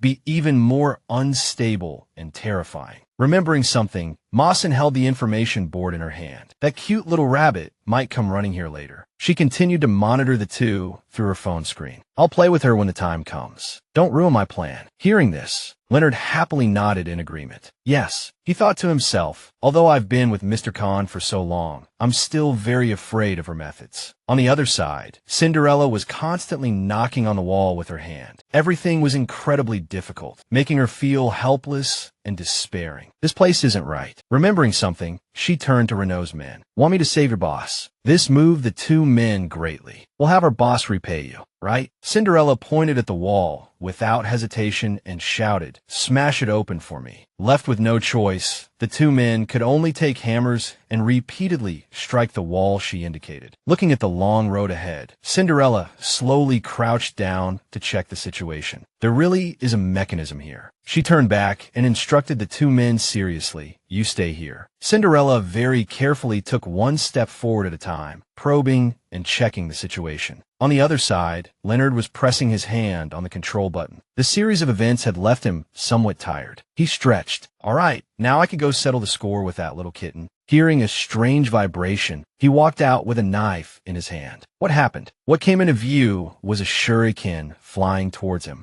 Leonard froze, not understanding what had just happened. Fortunately, he quickly became alert and retreated in time. The thought that danger had also appeared in this place made him even more vigilant. "Who?" As soon as Leonard finished speaking, a series of arrows were shot at him continuously. Left with no choice, he could only dodge as quickly as possible and run forward. The previous series of actions made Leonard very annoyed. "Who? Show yourself." Cinderella also slowly walked out, surprised. Seeing her appear, Leonard was shocked. "It's you." Cinderella smiled and walked up to him. The staff said that only the boss and the boss's confidant, Leonard, knew. Thinking of this, she said, "You're Leonard." Thinking of what she had just done made him very annoyed. He waved his arm. "You're really tired of living, aren't you?" Seeing him, she breathed a sigh of relief and said with great relief, "I thought you were a bad guy. You scared me to death." Noticing his actions, she quickly suggested, "Great, you're here to check the mechanism too. Let's go together." This made Leonard very unhappy. "Don't you see the knife in my hand?" "Knife?" Cinderella smiled nonchalantly. "I see it. Aren't you just like me, afraid of running into bad guys, so you brought a weapon?" She even put her hand on Leonard's shoulder. "Don't be so nervous. You're acting a little strange." Seeing that she had already walked forward, Cinderella thought to herself, "You definitely can't use conventional methods to deal with this kind of person." Seeing that he was still in a daze, she kept calling out, "Leonard, aren't you coming? Are you familiar with this place?" Although reluctant, Leonard could only turn around and follow her direction. "I'm coming." Looking at the activation button in the room, Cinderella was a little curious. "Is this the activation button?" He nodded in confirmation with a firm tone. "That's right. Just turn it off." Hearing this, Cinderella pondered, time is running out. At this moment, Leonard had already gripped the knife in his hand, thinking, I have to turn it off anyway. He kept watching Cinderella's focused expression. "There, press it, press it. I've poisoned it. As long as you press it." And she was still lost in thought. Is it that simple? This time, she turned directly and grabbed Leonard's wrist. "My hand is a little tired from using throwing weapons. Would you mind?" This action of hers startled him. He froze in confusion, unable to bear it any longer. Leonard hurriedly withdrew his hand. "No way. Are you crazy?" Cinderella kept laughing and explaining, "Yeah, I said my hand was tired. You could also call that crazy." Seeing Leonard's hand constantly changing color made her a little curious. "What's wrong with your hand?" Unless the off button was poisoned. Although very angry, he could only suppress his rage. "No, it's my knife that's poisoned. I accidentally touched it just now." Watching him walk aside and drink the antidote, Cinderella smiled. She thought to herself that this meeting was too sudden, and she had no choice but to play it by ear, assuming he wouldn't dare attack her openly. Thinking of this, she slowly clenched her fists. Fortunately, I won the bet. On the other side, Renaud was panting from exhaustion. "I can't do it anymore, I really can't." He looked at Rest, who was still calmly standing to the side, and then hugged his leg. "You even won this. You're a monster." At this moment, the three of them occupied a blank space. Fortunately, at the critical moment, the white squares had all huddled together. Remembering something, he looked up at Rest and urged, "But what's the use of winning against him? We have to find a way out." He looked at the closed door in front of him. There was actually a way to break the door. At this moment, Rest was anxiously thinking, "I can't waste any more time, and I don't know if Cinderella is safe outside." Rest immediately replied, "Don't worry, I'll send him on his way first." Hearing this, Black Raven laughed in surprise. "I didn't expect that after roaming the world for so long,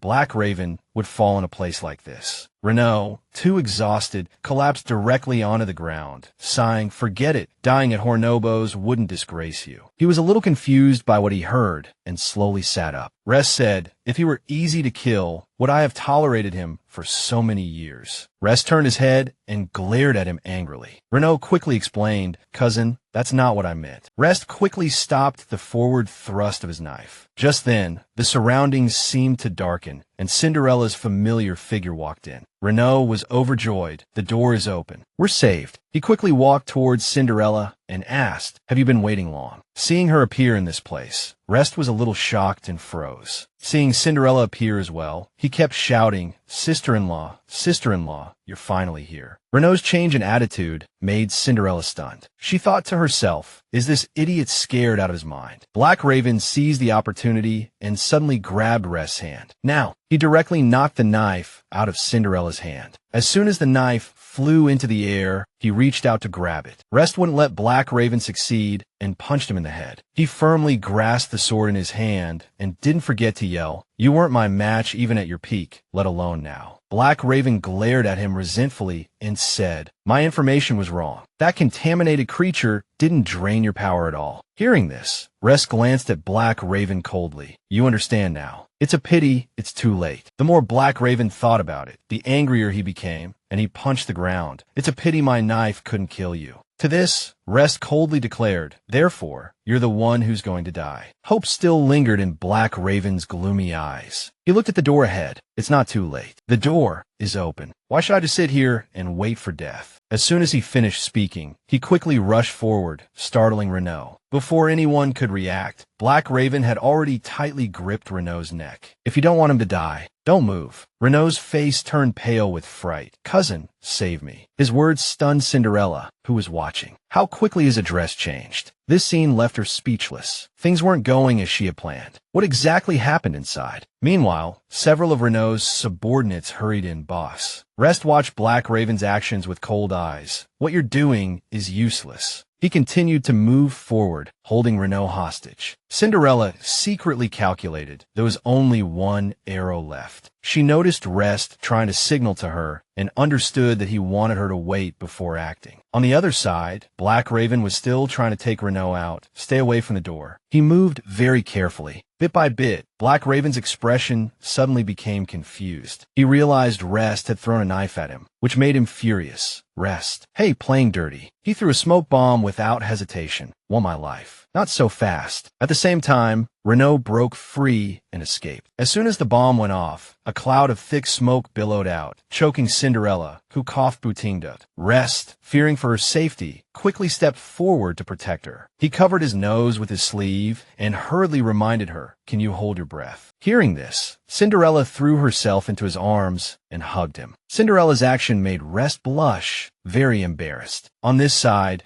the continuous shouts made Renault's two subordinates very worried. "Boss, don't worry. Where are you?" Soon, the smoke gradually dispersed. Rest gently rubbed Cinderella's head. "All right, breathe carefully." The two looked at each other, and the scene was very ambiguous for a moment. The atmosphere became quite intimate. He, overcome with shyness, quickly turned his face away. Unfazed, she immediately reached out and touched him, saying, "Thanks to you for that just now. I really would have suffocated otherwise." Cinderella froze, staring at the scene before her. Bright red blood continuously appeared on her hands, stunning her into immobility. Rest struggled to stand firm, shaking his head and explaining, "I'm fine." On the other side, Renault was being helped out by several of his men. So he really was stabbed in the back by that guy. "Are you all right?" The more she thought about it, the more puzzled she became. Good heavens, how could he remain so composed for so long? Just then, Rest nearly lost his footing, and Cinderella rushed to support him. At a time like this, you still say you're fine. At the same time, a group of people rushed in. Looking at the scene before her, Cinderella was somewhat confused. Renault became very displeased, scolding, "Why are you only arriving now?" She turned her head in surprise and asked, "And who are they?" The bodyguards quickly bowed respectfully. "Mr. Leonard sent us to escort Mr. Rest back to his room." Despite his concern, Rest nodded, gesturing to Cinderella. She glanced at the group of bodyguards carrying him away. After they left, Cinderella looked around anxiously, searching for something. "No way. I shot him with an arrow just now. Will he take this opportunity to retaliate against me? Where's Leonard? Where did he go?" While she was still puzzled, a bodyguard quickly bowed and explained, "I'm sorry. I'm not authorized to disclose the plan of action." Hearing this, Cinderella pursed her lips, calculating everything. "So, did we have any impact on the auction?" He again displayed a rigid demeanor. "I'm very sorry. I'm not authorized to say more." Seeing his stubbornness, Cinderella could only sigh. Forget it. She quickly turned and walked in another direction. Important people always have a bit of a strange personality. Who could guess what she was thinking at this moment? Renault came running over, crying incessantly, "Wait for me. I need treatment too." Time quickly shifted to late at night in a very quiet, enormous building. Black Crow quickly climbed out of the manhole. "Damn it, how can one or two people be so difficult to deal with?" He stormed to the surface, extremely annoyed, preparing to escape. "That old fox, Mr. CA, his defenses are too tight. I'll never come to Hornerbo alone again." Realizing how exhausting everything had been today, he sighed, "Fortunately, I came prepared." Just then a mysterious figure slowly walked forward and asked, "Oh, really?" Hearing the strange voice, he quickly turned around. "Who's there?" Leonard, smiling, led his men to the spot, as if time had stopped. Seeing him appear before his eyes, Black Crow was somewhat frightened. "It's you, Director Leonard." Leonard didn't say much, just smiled faintly, putting on his gloves, preparing to take action. Have you forgotten our previous agreement? A member of the Assassins organization, daring to cause trouble in Hornerbo for money. Do you not value your life? Hearing this, Black Crow retreated in terror. I didn't mean to offend you. I was repaying a debt of gratitude for someone else. Leonard didn't say anything more and directly drew his gun. He coldly pointed the gun at Black Crow's head and ordered, "Save your explanations for hell." A gunshot rang out, the bullet shooting straight out. It was at this very moment of life and death that Black Crow realized his life was over. The bullet pierced his head, ending his life on the spot. Finally, Black Crow collapsed to the ground, but Leonard continued to fire several more shots to ensure he was dead. He turned and quickly left, ordering several of his men, "Damn filth. Remember to clean this place up." He smiled, recalling the previous moment. "This is the first time someone has poisoned me." While he was still pondering, a subordinate quickly stepped forward and said, "Mr. Rest has returned to his room, and the doctor has arrived." He quickly turned around. "How is his injury?" The subordinate hurriedly reported, "His old illness has relapsed. The situation isn't very good." Leonard continued walking forward. "What about the girl beside him?" The subordinate hurriedly explained, "The boss went to see her." Hearing this, he froze, turning back. This level of concern, isn't it a bit excessive? In the spacious room, Mawson was still chatting with Cinderella. "That boy Rest has been quiet since he was a child. It's not easy to get a sincere word out of him." Hearing this, she seemed curious and asked, "It seems you know him very well. Do you have any advice?" Upon hearing this, Mawson chuckled softly and declared, "Simple, just fight him." Her words made Cinderella's heart nearly stop. They've lived together for so long. They're even more familiar than I imagined. While she was still thinking, Mawson slowly turned her head. "About today, you too." As if understanding her meaning, Cinderella took out a black card and offered it. "We are willing to compensate Hornobos for all the losses." Seeing his own black card, Mawson couldn't help but laugh, raising an eyebrow. "Using my black card to compensate for my losses." Cinderella smiled, unsure how to explain. "It's my card now. If you take it, it's yours." Hearing this, Mawson didn't think too much about it and immediately turned around, waving her hand dismissively. "You keep this card. It might be useful in the future. I'll get the compensation back from the assassin organization." At the same time, the doctor walked out with a grave expression. Cinderella hurried forward, anxiously asking, "How is Rest?" He shook his head helplessly, informing the two, "The worst has happened. The wound was too deep, causing a relapse of his old illness. The infection is out of control." These words shocked both Mawson and Cinderella. Seeing their worried expressions, the doctor said, "Though he had no other options, with our current capabilities, we can only control the infection. If we can't find a way to dissolve the contaminating organism, I'm afraid the prognosis is grim." This made Cinderella's heart ache. Lowering her head, she said, "I have to go back to the research institute." Mawson made a swift decision. "I'll take you and the rabbit." Hearing this, the doctor hurriedly explained to her, "Rest must be transferred to the director. He has specialized equipment there." Mawson slowly gripped the watch in her hand, preparing to call Leonard. "There's something you need to take care of immediately." Just then, Renault awkwardly stopped them, exclaiming loudly, Hey, isn't that my rabbit? Did you ask my opinion?" His attitude had completely changed. "Forget it, considering he saved my life." He stretched out his hand, sighing and lamenting, "I planned for so long, and what's left now?" Meanwhile, Cinderella slowly got out of the car. As soon as she entered, she immediately ordered the lab. "Hurry up, I'm in a rush." Leonard smiled and turned to look at her. "Sorry, my hand is injured. I can't go any faster." Hearing the familiar voice startled her, and she said fearfully, "Why is it you?" Realizing the danger, Cinderella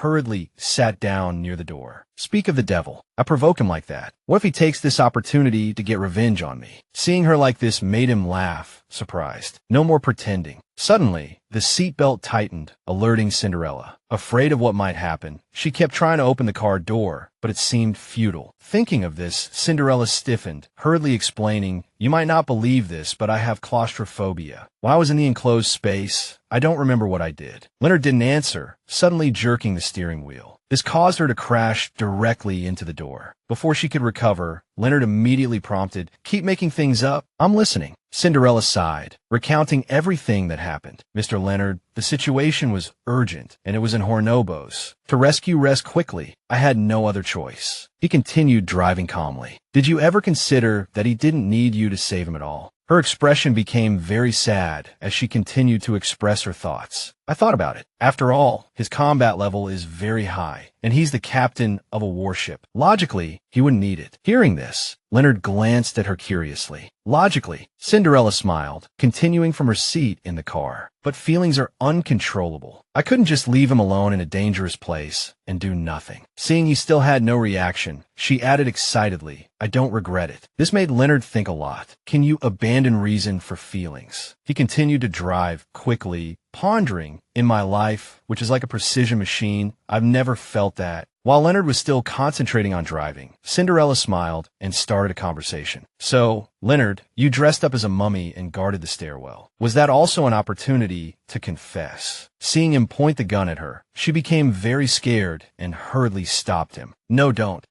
Leonard glanced at her, saying something puzzling. Don't casually speculate about my thoughts. Cinderella looked at the dark muzzle of the gun. Forget about that, but you're driving. If you're not careful, we're done for. He turned back, replying with a smile, this is a warning. Don't be dishonest. Cinderella hurriedly sat properly in her seat. Okay, you scare me to death. You're driving, so whatever you say is right. Her attitude made Leonard laugh, finding it amusing. Smooth talker. The car continued to speed down the long road. Cinderella thought to herself, if he really wanted to kill me, he could just shoot me and keep driving. This made her smirk triumphantly. Her probe had been successful. Rest was important, and so was she. Since that was the case, then he shouldn't blame her. She quickly glanced at the bracelet on her wrist, then spoke with a smile. Mr. Leonard, how long has it been since you had a normal conversation with someone? You can't possibly keep that stern face on all day at work, can you? Inside the car, her words carried a hint of teasing. Speaking of work, Hornobos manages so many things every day. Could you give me a friends and family discount? Or maybe let me pick first. Just then, Leonard slammed on the brakes. Not wearing a seatbelt, she was thrown forward, holding her head in confusion. She cried out in alarm, if you don't want to give me a discount, you don't have to be so violent. Leonard opened the car door and got out, announcing that they had arrived. Cinderella, though a little surprised, followed him out. We're here already. She extended her hand to Leonard in a friendly gesture. Thank you so much. Your hand is injured, yet you're still so strong. I'll have to get you a rotating banner of appreciation sometime. She hurriedly waved goodbye to the rabbit and walked forward. Her actions made Leonard even more curious about this unusual girl. He turned to his subordinate and asked, do I really keep a stern face on all day at work? His subordinate nodded in reply. That is your aura of authority, sir. Leonard chuckled and walked forward. Aura of authority. Remembering something, he turned back to his subordinate and asked, by the way, what does a rotating banner of appreciation mean? Meanwhile, Cinderella hurried to an open area with the rabbit in her arms. She looked at the scene before her with surprise. The pollutant research lab is here. At this moment,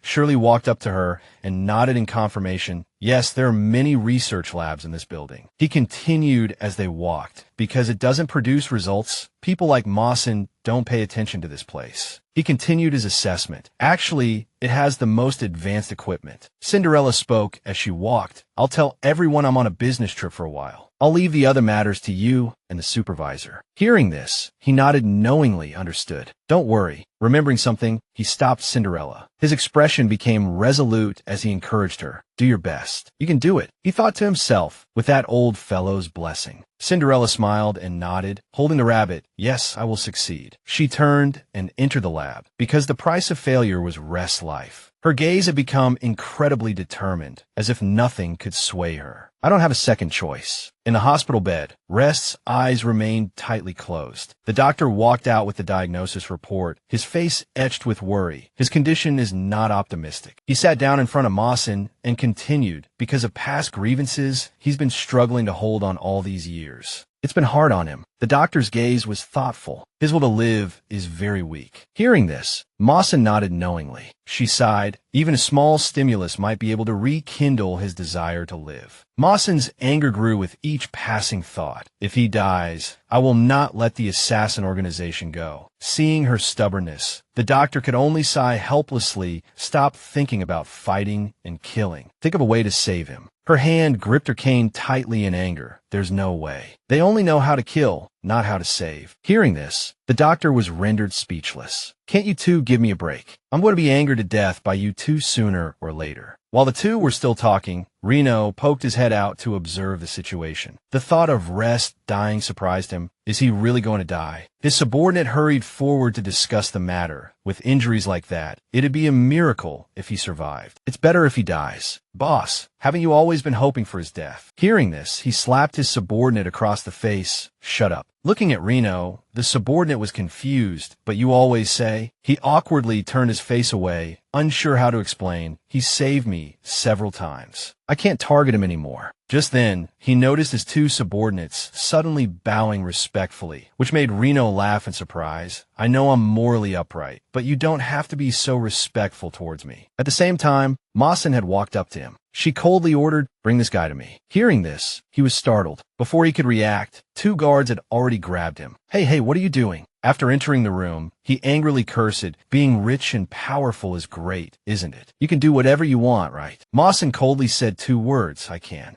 Seeing her unusual behavior, Reno was a little scared. She continued to look at Rest, who was still unconscious in the hospital bed, and said, "Find a way to stimulate his will to live, or you'll be buried with him." Hearing this, he could only cry out in despair. I knew nothing good would come from getting close to you. He rushed to Rest's bedside. "When you wake up, I'll let you hit me." But Rest didn't open his eyes. He still lay there quietly. This made him sigh wearily. "I really want Cinderella to see you like this." The alarm on the monitor beeped incessantly, startling him. Reno stood up abruptly, frantically recalling everything. "It's working, what did I say?" He kept saying loudly to Rest, "Hold on a little longer. Cinderella will be here to see you soon." "It's Cinderella, Cinderella." The voice gradually echoed in a certain memory, and Rest slowly opened his eyes. As soon as he sat up, he saw Cinderella crying desperately. Seeing her tears also made his heart ache. "Cinderella, don't cry." She could only helplessly tell him everything. "Rest, Hines said you were dead, and he wants to imprison me." Despair filled Cinderella's face as she gripped his hand tightly. "What should I do?" At that moment, Rest could only watch her tears fall onto his hand, shocked to realize that his beloved was in danger. Time seemed to stand still. Cinderella continued to cover her face and cry, while Hines smiled smugly. This strengthened Rest's resolve, and he shouted, "Cinderella." He clenched his fists. "No, I can't leave Cinderella alone." The scene cut back to reality. The monitor kept beeping strangely, which made Reno even happier. "I'm a genius. I've created a medical miracle." He jumped around the room excitedly. Masen, who witnessed this, was speechless. The director couldn't help but add with a smile, "The young people here are so energetic." Cinderella said to the rabbit in front of her, "Don't worry, I won't hurt you." She quickly took out two strange vials. "I just need a little antibody from you."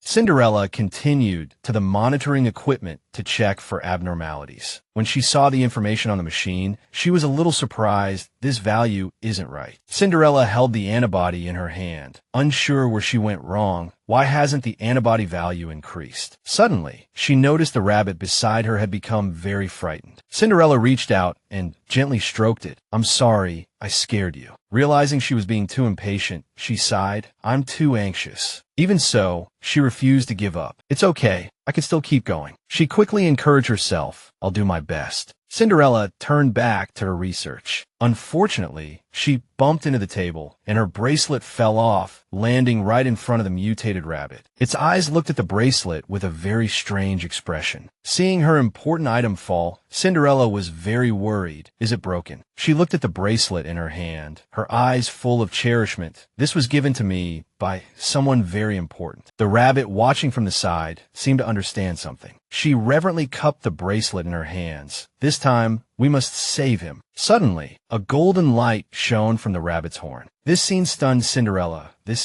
The rabbit continued to look at her blankly. The scene shifted to the research institute. Hines had a terrible headache. Cinderella hadn't been to the lab for many days, saying she was on a business trip. Linda, who was standing nearby, felt a pang of sadness and thought, "Am I overthinking it? Lately, Hines has been." She walked up to him again and asked, "Isn't a business trip normal?" As usual, she used her charms to try and seduce Hines. "Are you too concerned about her?" Hearing this, he hurriedly explained with worry, "She hasn't been seen since the auction, and Rest is also missing." After saying that, Hines coldly pushed Linda away, "And I can't contact Black Raven either. The mission is complete. Why haven't I heard anything?" She hurriedly tried to soothe his anxiety. "We can ask the assassin organization." Hines turned his head coldly and said, "You think I haven't asked? The assassin organization warned me that Black Raven taking a private job caused them a lot of trouble. With that, he walked out displeased. Mr. K has been ambushing the assassin organization for days for violating the treaty. Hines grew more worried as he spoke. I have to go ask the director about the situation. Watching him turn and leave, Linda's face immediately fell. She hoped he was just using her and nothing more. Meanwhile, Hines went directly to the director to ask when Cinderella would be back from her business trip, as the X-39 research had reached a critical stage. Hearing this, the director simply looked calmly at the documents in his hand. If you're asking because of the X-39 research, he chuckled with amusement. Don't you know, Cinderella has already completed all the research and submitted the report. His words made Hines's blood boil. What? Why didn't I know? Seeing this, the director quickly sighed and lectured him. I told you before, maintain good relationships with your colleagues. Don't bully them. His voice echoed in the room. If you had listened to me earlier, would your relationships with your colleagues be so strained? Hines slowly laughed, recalling past events, which made him frown in displeasure. Director, are you planning to oppose us? The director replied fearlessly, I'm just doing my duty. Hines slammed the door and left. Fine. Seeing his stubbornness, the director sighed, not knowing what to say. He's still young and impulsive. Time passed, and Xiao was still leisurely walking forward. Suddenly, Linda poked her head out. She secretly observed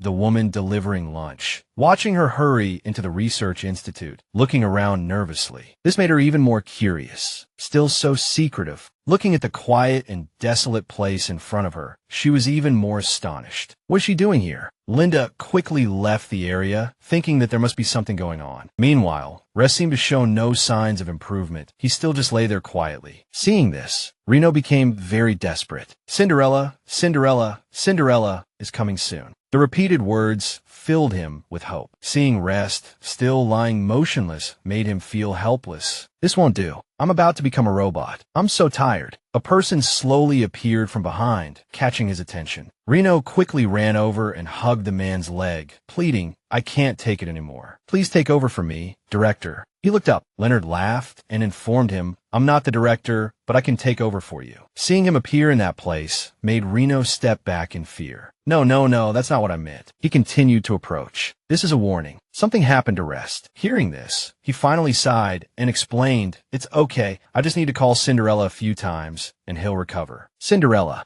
Cinderella. The strange repeated calls made Reno turn his head and notice that Rest was still lying quietly, making him panic. Why isn't it working? Sensing that something was wrong, he kept slapping the glass window. Hey, can you hear me? I said Cinderella is coming soon. Just hold on. At the same time, the doctor rushed in. It's no good. Let me see. Leonard, who was standing by, witnessed this scene and sighed. A bunch of unreliable guys. Realizing the gravity of the situation, the doctor announced in a panic, it's not good. The contamination has spread throughout his body. We don't have much time left. Hearing this news, Reno was stunned. What do you mean? The doctor quietly warned the two, if we can't resolve this within 10 hours, Rest might. Looking at his watch, Leonard was a little angry. Why can't I get through? Meanwhile, Cinderella was still focused on her research. Xiao had just arrived to deliver food when Cinderella walked out, looking exhausted. Xiao, wait a minute. Remembering something, Xiao put her hand on her chest strangely and said, Cinderella, I don't know why, but I feel like someone has been following me these past few days. Hearing this, Cinderella's eyes widened in realization. That's right. Seeing her surprised expression, Cinderella's face became serious. She proposed, there's something very important and urgent, and only you can help me. Will you?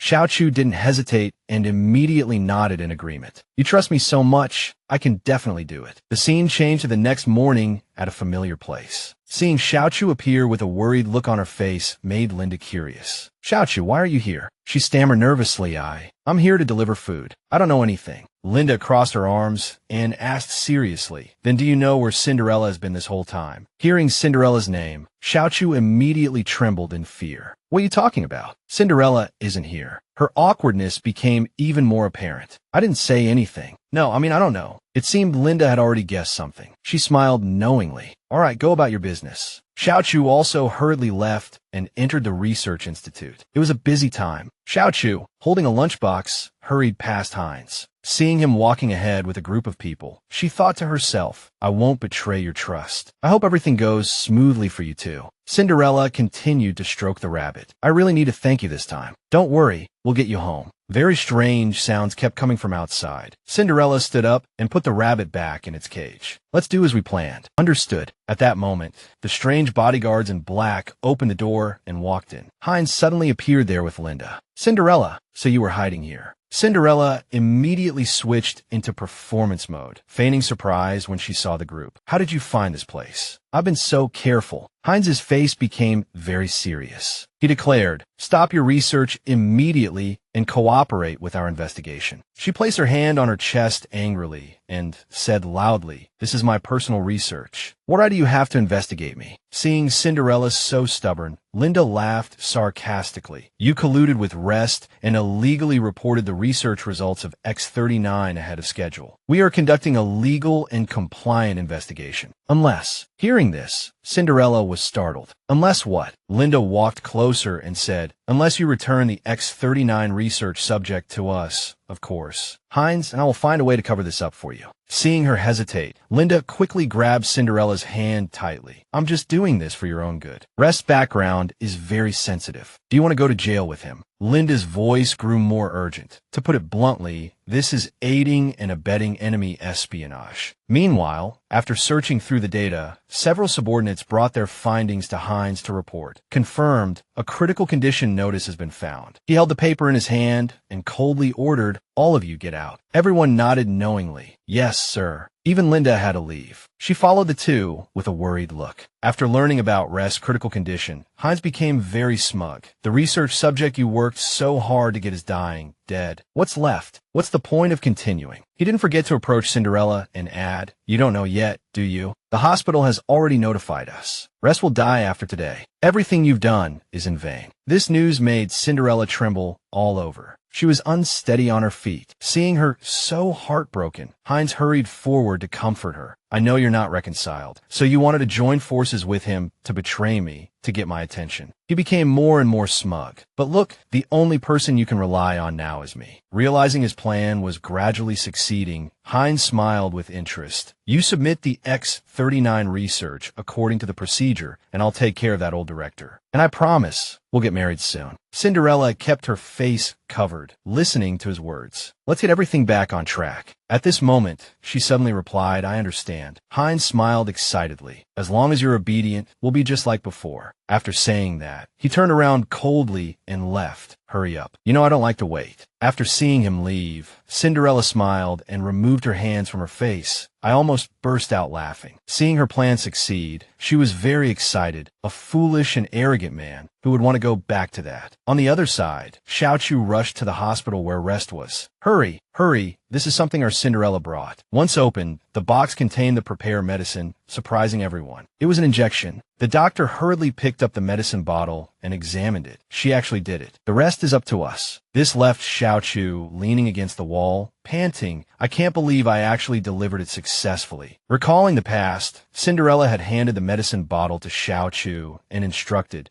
"They don't think I can succeed in my research, but they will use this to threaten me, so they won't notice you." Her face had become very serious. "I will distract them. You must successfully deliver this to the hospital." Thinking of this, Xiao Chu sighed. "I wonder how Cinderella is doing." Meanwhile, the doctor had slowly injected the medicine Cinderella developed into Rest's body. "Rest, we're all working hard. You have to work hard too." After the medicine entered his body, Rest became very distressed. He remembered the scene when he left Hines. Just when everything seemed fine, thorny vines kept appearing, tightly wrapping around Rest's hand, causing him to anxiously warn, "Hurry, leave this place now." Cinderella turned around and grabbed his hand tightly, shouting, "Rest, you can't give up." He calmly released her hand and said, "You know, Cinderella, I was supposed to be lost in the depths of space with my comrades, sleeping forever." Vines were slowly pulling him away from her. "But after I returned, I met you. Every second with you has been precious, the happiest time of my life." His hand reached out to Cinderella, but it seemed futile. "Actually, I know this is just a dream. It's time to wake up." Cinderella anxiously called out his name. "Rest." The vines gradually entangled his body, a fate he seemed to have foreseen. "I have to go where I belong." Tears streamed down Cinderella's face. You said you'd wait for me, that you wouldn't leave me. The vines tightened their grip, and he uttered his last words. I'm sorry. I broke my promise. She looked at him resolutely. I won't allow it. She couldn't stand still any longer, struggling against the vines. We've been through so much together. I won't allow you to break your promise. She tried with all her might to tear the vines away. You have to live and face me. Strange sounds echoed around them. Rest's hand twitched. He coughed, then realized the vines were being torn apart. Rest, sitting on the ground, was deeply moved. Cinderella, you saved me again. She rushed over and hugged him, crying, You have to live with me. Her voice gradually softened. Seeing Rest's condition improve, the doctor exclaimed joyfully, It worked. His vitals are recovering. After struggling against death for a while, Rest slowly opened his eyes. This made Xiao Chu, standing nearby, incredibly excited. It worked. Cinderella, you created a miracle. Hearing the news of Rest's safety, Cinderella sighed in relief. Thank goodness. She quickly picked up her watch. Then I don't need to keep up this pretense anymore. Tell Leonard to send someone to pick me up. Hearing this unfamiliar name, Xiao Chu was curious. Leonard?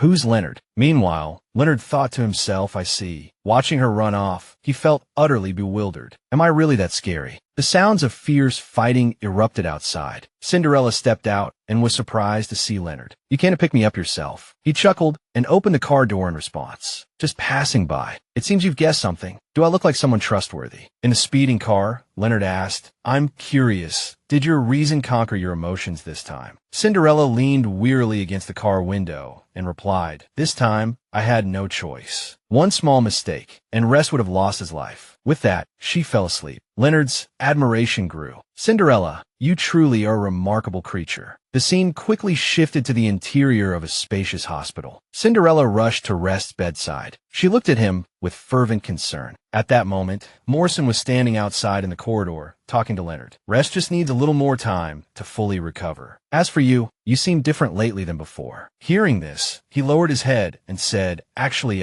Before he could finish, Morrison's cane slammed heavily on the floor. Her expression was extremely serious as she warned him repeatedly, I just want to remind you, don't follow in my footsteps. Curiosity is the first step towards downfall. Meanwhile, Cinderella was still sitting by Rest's bed. Was it that serious? I almost couldn't save you. Seeing her made him incredibly Ji-dong. Cinderella. He sat up abruptly without thinking, making her worry. Wait, you can't get out of bed yet. Suddenly, he unexpectedly hugged her tightly. I swear, I'll never leave you again. This surprised her. Is this still the quiet and reserved Rest I know? His sudden action confused her. Why did you suddenly? Suddenly. He only spoke cryptic words. Now I can promise you a future. Elsewhere, Reno rushed towards the doctor. My cousin is awake. Is he all right? Just as he was about to enter, the doctor stopped him. He's awake. Wait, you can't go in yet. He was surprised. Why? I need to see how he is. The doctor immediately whacked him on the head with his folder. You clueless boy. He rubbed his head in confusion. Old man, why did you hit me for no reason? As the two argued, Morrison slowly walked over. It's good that he's awake. She looked towards the room and sighed, then gave her orders. Let's go. Rest needs to return to the warship. There's still much to be done. Leonard, maintaining his indifferent expression, nodded in agreement. Yes. Inside the room, Rest comfortably held Cinderella's hand. Yeah, you were crying so sadly, saying you couldn't help but worry about me. This embarrassed Cinderella greatly, and she quickly turned her face away. It's a good thing you were dreaming. The more she thought about it, the more embarrassed she became, feeling like she couldn't face anyone. She quickly covered Rest's mouth with her hand. All right, I get it. Don't say anymore. Seeing her adorable expression, he was even more surprised. Cinderella, are you shy? He quickly grabbed her hand and said happily, I'm so glad to have you in the future. Cinderella was overjoyed by these warm words. Good heavens, had he really come to his senses? How could he be so charming? The ticking of the watch on her wrist caught her attention. She quickly picked up her watch to check the situation. Oh no, I forgot about Hines. The more she thought about it, the more worried she became. I think 525's threat to me wasn't a bluff. If this continues, he'll soon collude with the enemy. Realizing that time was running out, Cinderella turned her head and reminded him, I have an urgent matter to attend to. Will you be all right here by yourself? Meanwhile, on the other side, Hines roared angrily. She tricked me. His attitude startled Linda. She quickly asked anxiously, not only has Rest recovered, but it seems X-39 won't fall into our hands either. What should we do now? The more she spoke, the darker his expression became. We can still get X39, but now we must immediately change our approach. Do you remember Cinderella's previous project? After a brief moment of thought, 525 slowly walked towards the exit. Contact them. It's time for them to make their move. This surprised Linda. Take action against the Silver Star defense system. At this point, he no longer cared about anything. With Rest's background, wouldn't it be a waste not to use him as a spy? He revealed a malicious smile. As for Cinderella, let her fall from grace trying to save Rest. Don't blame me then. Elsewhere, a group of armed personnel quickly ran forward. They presented a document to the hospital director. At the same time, the captain stepped forward and said, "Director, we are ordered to investigate internal spies. Don't get in our way." This surprised all the scientists outside, and they began to murmur amongst themselves. What's going on? Why is it so serious? I heard there's a spy in the hospital. Charles turned his head in displeasure and reminded everyone, it hasn't been investigated yet. Don't spread rumors. But everyone continued to discuss excitedly, and the words reached his ears. How is it a rumor? If there wasn't any evidence, why would the military have been here these past few days? It seems they're investigating Cinderella and Rest. Hearing this, another person added in surprise, "You're so close to Cinderella. Could it be that you and the director instigated this?" His expression became extremely fierce, and he warned, "George, you need evidence to speak. I'll sue you for slander." This made the other person a little afraid. Let's see how long you can be so arrogant. Seeing that the captain had already arrived, the director had no choice but to step forward and greet him. It really is a warrant. Security Chief Gusto, please come in. He walked in coldly, leading the armed forces inside.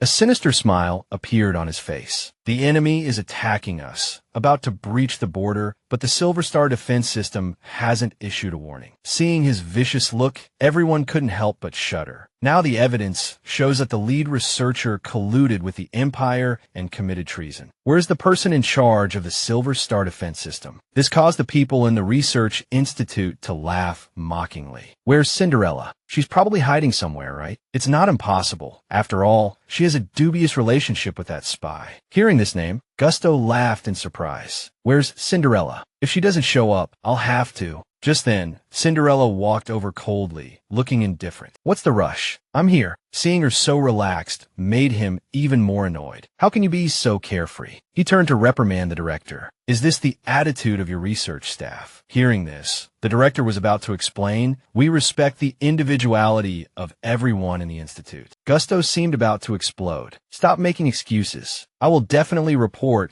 this irresponsible attitude to headquarters. This made Cinderella laugh because she felt things were getting interesting. While he was still annoyed, she slowly walked forward. I'm just a researcher carrying out my duties. What exactly do you want from me? Gusto handed the document to her and said loudly, Cinderella, chief designer of the Silver Star system, you are charged with treason. She lowered her head and carefully read the information on the document. Treason. Seeing that she still wouldn't admit it, he turned his head and gave an order. Take her away. The news is broadcasting the latest updates. Our forces have intercepted unusual activity signals from the Imperial Army at the border. The situation is escalating. In the face of rumors of a potential war, we urge the public to remain vigilant. Meanwhile, Warren calmly assessed the situation. His secretary anxiously approached and interrupted, Sir, regarding the unusual activity at the border, various parties are calling for inquiries. Do we need to? Before the secretary could finish, Warren swiftly waved his hand. Don't rush to respond. What's the Institute saying? Hearing this, he quickly checked his watch. Director Hart says that he's the only one who holds the key to the Silver Star defense system, and that researcher, Cinderella. An image of Cinderella quickly appeared. It's her, Cinderella. You personally ordered her protection. Warren nodded, glancing at the image. I remember her. The secretary continued the report. Director Hart also said that Hines and Cinderella are in a relationship. He's also a suspect and should be investigated as well. Upon hearing this, Warren slowly stood up and instructed, Hines is my chosen successor. He absolutely cannot be implicated in this. Also, the secretary listened quietly to his orders. I heard that boy has gone to the front lines. How is his health? The secretary reported what he knew with a smile. A contaminated piloting a warship. This is an unprecedented case. If he truly succeeds, it proves. Meanwhile, Warren continuously tapped his finger on the desk, commenting, "It proves that Cinderella's talent is even greater than we imagined." With that, he quickly walked out, a scientist who can conduct research deep within the battlefield. "Until the investigation is clear, don't make things difficult for her." His voice echoed in the room. The long-maintained false peace should also be exposed. The scene shifted to a wide corridor in the Institute. Cinderella was being escorted to an empty room. Seeing her still standing there blankly, Gusto laughed triumphantly. "This is the military's black room. Once locked inside, you'll be isolated from light and sound. Even the most resilient person's spirit will break." He approached her, the expression on his face becoming increasingly smug. "No scientist has ever been locked in here. I like to see how long you can last." Cinderella immediately put on a pitiful expression, pleading with her eyes. "I can't stand the dark. Can I not be locked in here?" Gusto's eyes lit up, and he persistently questioned, "Are you willing to confess?" Hearing this, she sighed, covering her face in thought. "I can tell the difference between losing my life and being locked in a black room." He was furious and quickly pointed to the inside of the room. "Then get in. I'd like to see how long you can keep up your act." Just as they were about to escort Cinderella inside, a voice rang out, "Wait." The person rushed over, shouting new instructions from High Command. This person was Hose Pan, the commander of the 1st Legion stationed in the Federation. He hurriedly took out a document and said, "Until the investigation is clear, the scientist is not to be mistreated." This puzzled Gusto, even to the point of panic. "Commander, are you mistaken? She's a suspected spy." Hosepan unhappily knocked him on the head and said loudly, "You said suspected, didn't you? Doesn't that mean she hasn't been convicted?" Gusto started to say something else, but Hosepan interrupted him. "Shut up. Don't talk nonsense." He quickly turned to the guards and ordered, "Release the scientist immediately." Hosepan anxiously and worriedly rushed to Cinderella and asked, "Why didn't you say you knew High Command earlier?" This misunderstanding could have been avoided. Cinderella was speechless, not knowing what to say. "I didn't even know I knew High Command." She quickly forced a smile and replied, "I didn't want to cause more trouble for them. Besides, I also believe in the fairness and justice of the 1st Legion." Hearing this, Hosepan kicked Gusto unhappily. "Take Cinderella back to her room to rest." Cinderella sighed, looking around the place. "I hope everything goes smoothly for Rest as well." The scene changed to Rest. He had arrived at the border battlefield. He quickly placed the rabbit on the ground. "We've kept our promise and brought you back to your homeland. Don't get caught again next time." He smiled gently and petted the little rabbit. "You're trying to say I smell like you, right?" Just then, Bruno ran over with a report. "Boss, our warships have detected the Imperial Army's movements." Rest continued to gently stroke the rabbit and instructed, "It's dangerous lately. Go home quickly." He then looked at the report Bruno handed him. "This is the location we've tracked." Surprised by the location's familiarity, Rest saw Cinderella's Silver Star defense system's predicted location appear on his wristband. He quickly handed the report to Bruno, instructing him, "The Silver Star defense system isn't malfunctioning. Someone's interfering with the reported data. It's undetectable from the border."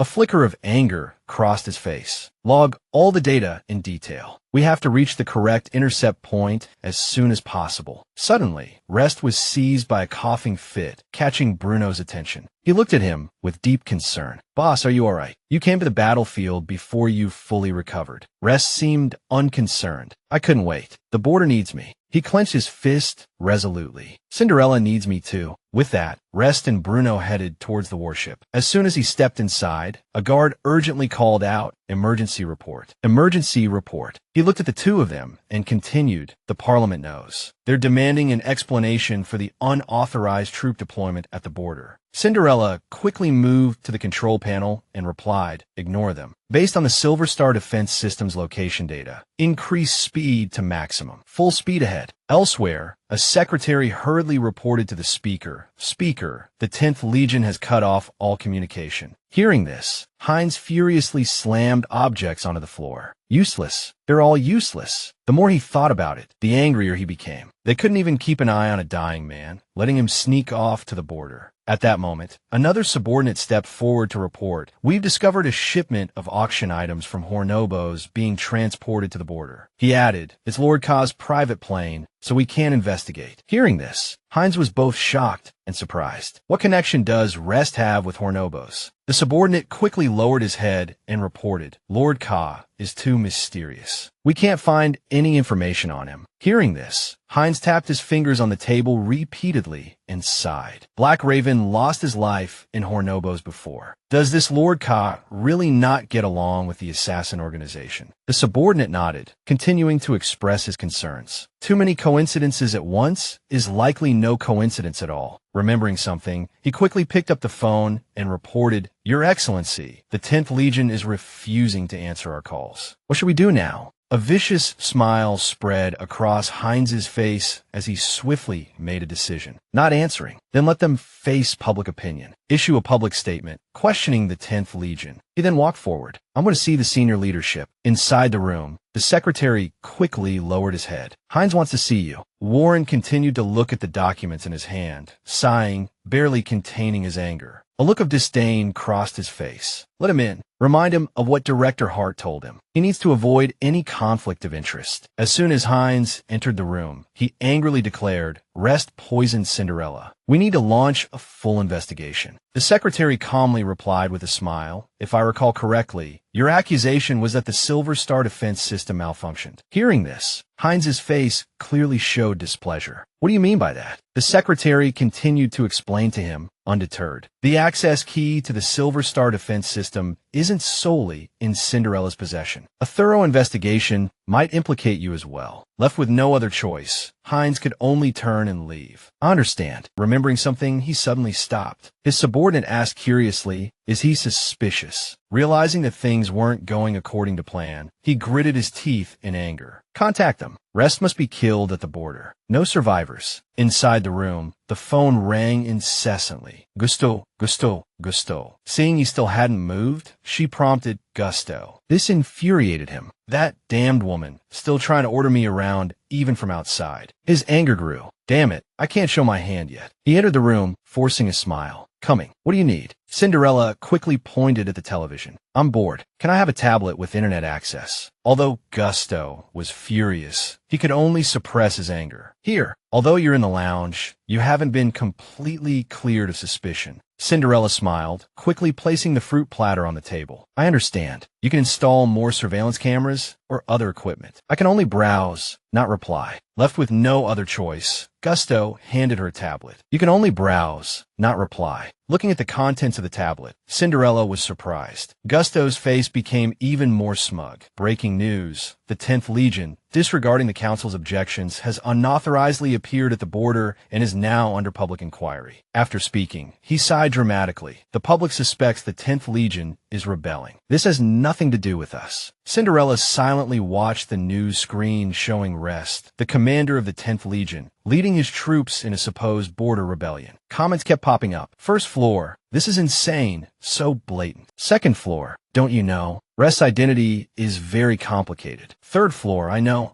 his MO. Seeing her fear, Gusto became even more smug. Let's not talk about whether Rest can come back alive. Even if he does, he's finished. Who can he blame? Why don't you find a way out for yourself? He sighed, I'm just thinking about you. Why sacrifice your future for such a useless person? Hearing this, Cinderella lowered her head and replied, So, I misunderstood you. Gusto smiled and added, It's okay, it's not too late to know now. You just need to. Before he could finish, she interrupted him. Are you stupid? Locking me up in this dark room, making me panic and have a mental breakdown. She slowly picked up something nearby. Under these circumstances, as long as I admit that Rest lured me into participating in the Silver Star defense system, I can get away scot-free. Cinderella's expression turned dangerous as she approached Gusto. If I say that, my file will have a record of being coerced, and I'll have to listen to you from now on, while also solidifying Rest's guilt. It turned out his entire plan had been seen through by her. So, the person who ambushed the 10th Legion was Hines. Seeing that she knew everything, a flash of anger crossed his face. Don't push your luck. As soon as Gusto finished speaking, she immediately smashed the object in her hand against his head. Looking at the plate in her hand, Cinderella smiled happily. A heavy fruit plate has its advantages. After searching around, she realized with delight, found it. Holding a walkie-talkie, she immediately decided, I must report this to my superiors. I need to see the leader. A voice came from the other end of the walkie-talkie. Gusto, are you asleep over there? Elsewhere, Rest looked at the scene before him with surprise. So many people, paying so much attention to me. Warships were surrounding Rest's flagship. Meanwhile, the secretary was still busy answering the phone. His Excellency is busy. Is there anything I can help you with? Are you sure? He quickly turned his head and looked around the room. I understand. I'll report it. The secretary hurried to Warren and said, Cinderella requests to see you. She says it's a very serious matter concerning national security. This surprised him, and he didn't understand what was happening. Isn't she under guard? How can she report anything? Hearing this, the secretary nervously repeated. She said it was urgent, and she snatched a guard's walkie-talkie. Warren smiled in surprise. Kids these days are getting bolder and bolder. After a brief moment of thought, he quickly made a decision. I'll see her, but tell her she still has a chance to back out. If she deceives me, she can expect a life sentence. So, the secretary could only lead Cinderella into Warren's room. This scene happened to be witnessed by one of Heinz's subordinates, who was extremely surprised. How could she be here? He hurried to report everything to Heinz. Sir, I just saw Cinderella in the elevator. She was with His Excellency's bodyguard. Hearing this, he was startled. What? The more he thought about it, the more difficult it was to understand. What is she doing looking for His Excellency? Meanwhile, as soon as Warren saw Cinderella, he said, Cinderella. She remained very polite and bowed her head to greet him. Your Excellency. His face showed displeasure as he announced, You have 10 minutes. You better be able to convince me. She wasn't afraid at all and quickly nodded in agreement. There is indeed a traitor in our ranks, but it's not me. Hearing this, he coldly ordered, You must be responsible for what you say. She turned to the secretary and asked, Did you bring my tablet? He nodded. It's here. Cinderella took the tablet and handed it to Warren. There's nothing wrong with the Silver Star defense system itself. While tapping on a tablet screen, she said,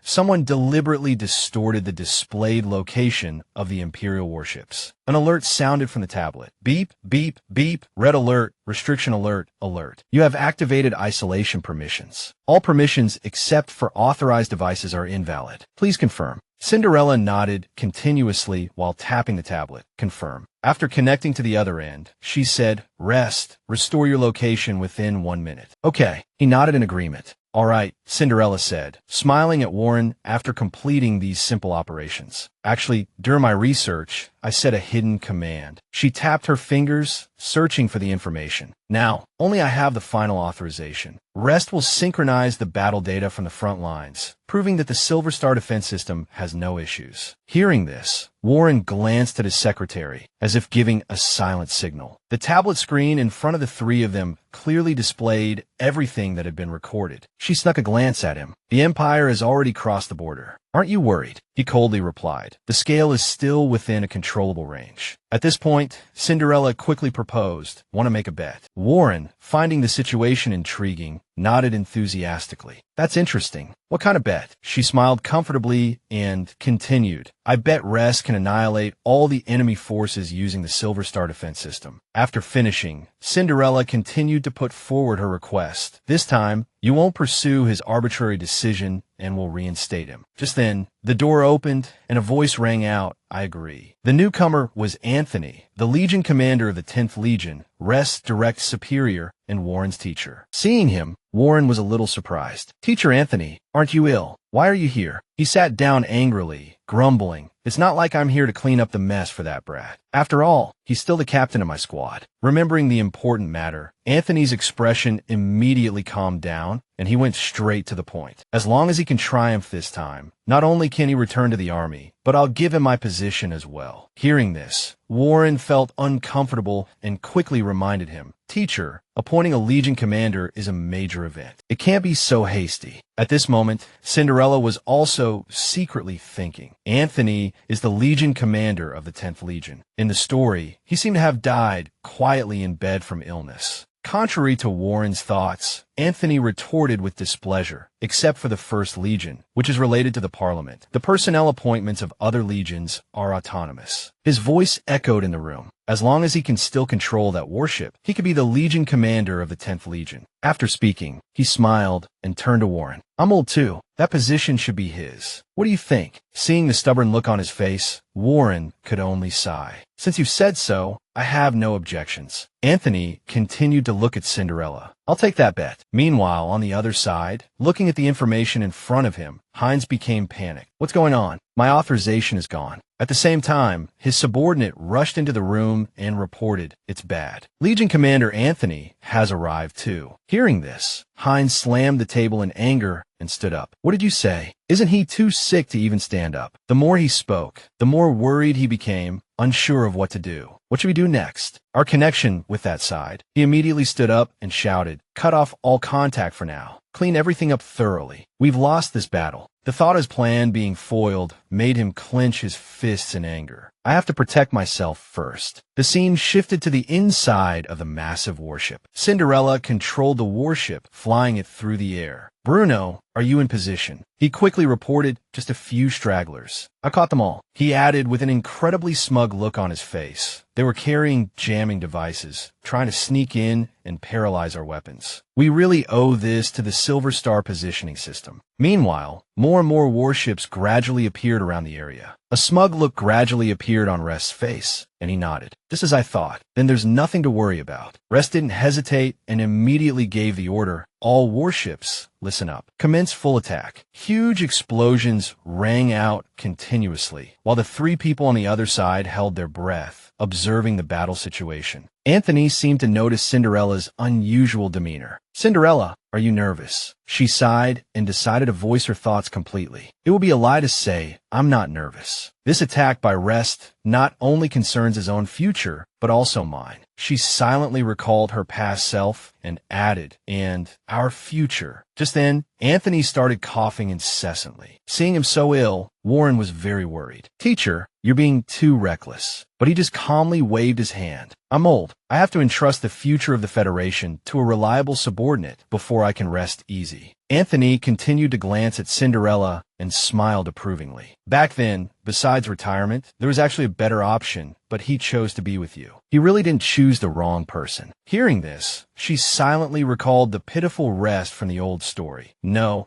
he actually chose the wrong Cinderella, and even had to pay the price of his life for it early on. Because of that mistake, thinking of this, she became even more determined, clenching her fists. That's why I absolutely won't let something like that happen. Cinderella stood in front of Anthony, declaring firmly, he protects me, and I'm willing to protect him too. Everyone in the room was stunned, waiting for the drama to unfold. Seeing the three of them looking at her strangely, she felt extremely embarrassed. Hey, stop looking at me. She continued, pointing at the battle display. Isn't the battle already over? Hearing this, Anthony burst into laughter. Youth is truly wonderful. On the other side, Warren walked over and asked his secretary, has Rest reported the battle results? The secretary checked the information screen and immediately replied, yes, the squad led by Rest has defeated the invading Imperial army. Just then, Cinderella's watch notified her of a message. When she realized who the sender was, she couldn't help but gasp, Rest. He chatted with her, smiling gently. It's a good thing it was you. We won. On the other side, the secretary said with some surprise, Hines requests to see you. He's waiting at the door. Hearing this, Warren didn't think much of it and immediately nodded, signaling for him to enter. At this moment, Hines slowly walked in. He quickly approached, making Cinderella more vigilant. As soon as he met Warren's angry gaze, he hurriedly lowered his head and apologized. I'm sorry, Mr. Warren. I just discovered something. His face was filled with embarrassment. My secretary, Infi, abused my authority to alter the data and framed Cinderella's Silver Star defense system. Hearing this, Cinderella froze. What was Hines talking about? He continued, slowly taking off his jacket. The one who made the mistake is someone by my side. I cannot shirk my responsibility. Watching his actions, Warren was somewhat stunned. Hines, what are you doing? He calmly offered his suit jacket. I request that you relieve me of my duties in the council. I will stay in the Research Institute and focus on research. Seeing him like this, Cinderella had already guessed. Hines is truly cunning, directly pushing the blame onto someone else, completely absolving himself this time. Warren asked with displeasure, where's Infi Day? He hurriedly reported. He escaped before the matter was exposed. Anthony laughed upon hearing this. Truly incompetent. You really should resign from the council. Warren suddenly said loudly, "Teacher, don't make things more complicated." He stepped forward and gently placed his hand on Heinz's suit. "This isn't entirely your responsibility. Get up first." Heinz turned on his performance mode and stood up shakily. He didn't forget to put his hand on Heinz's shoulder and comfort him. "Heinz, I've seen your hard work and abilities. This moved Heinz somewhat. Your Excellency."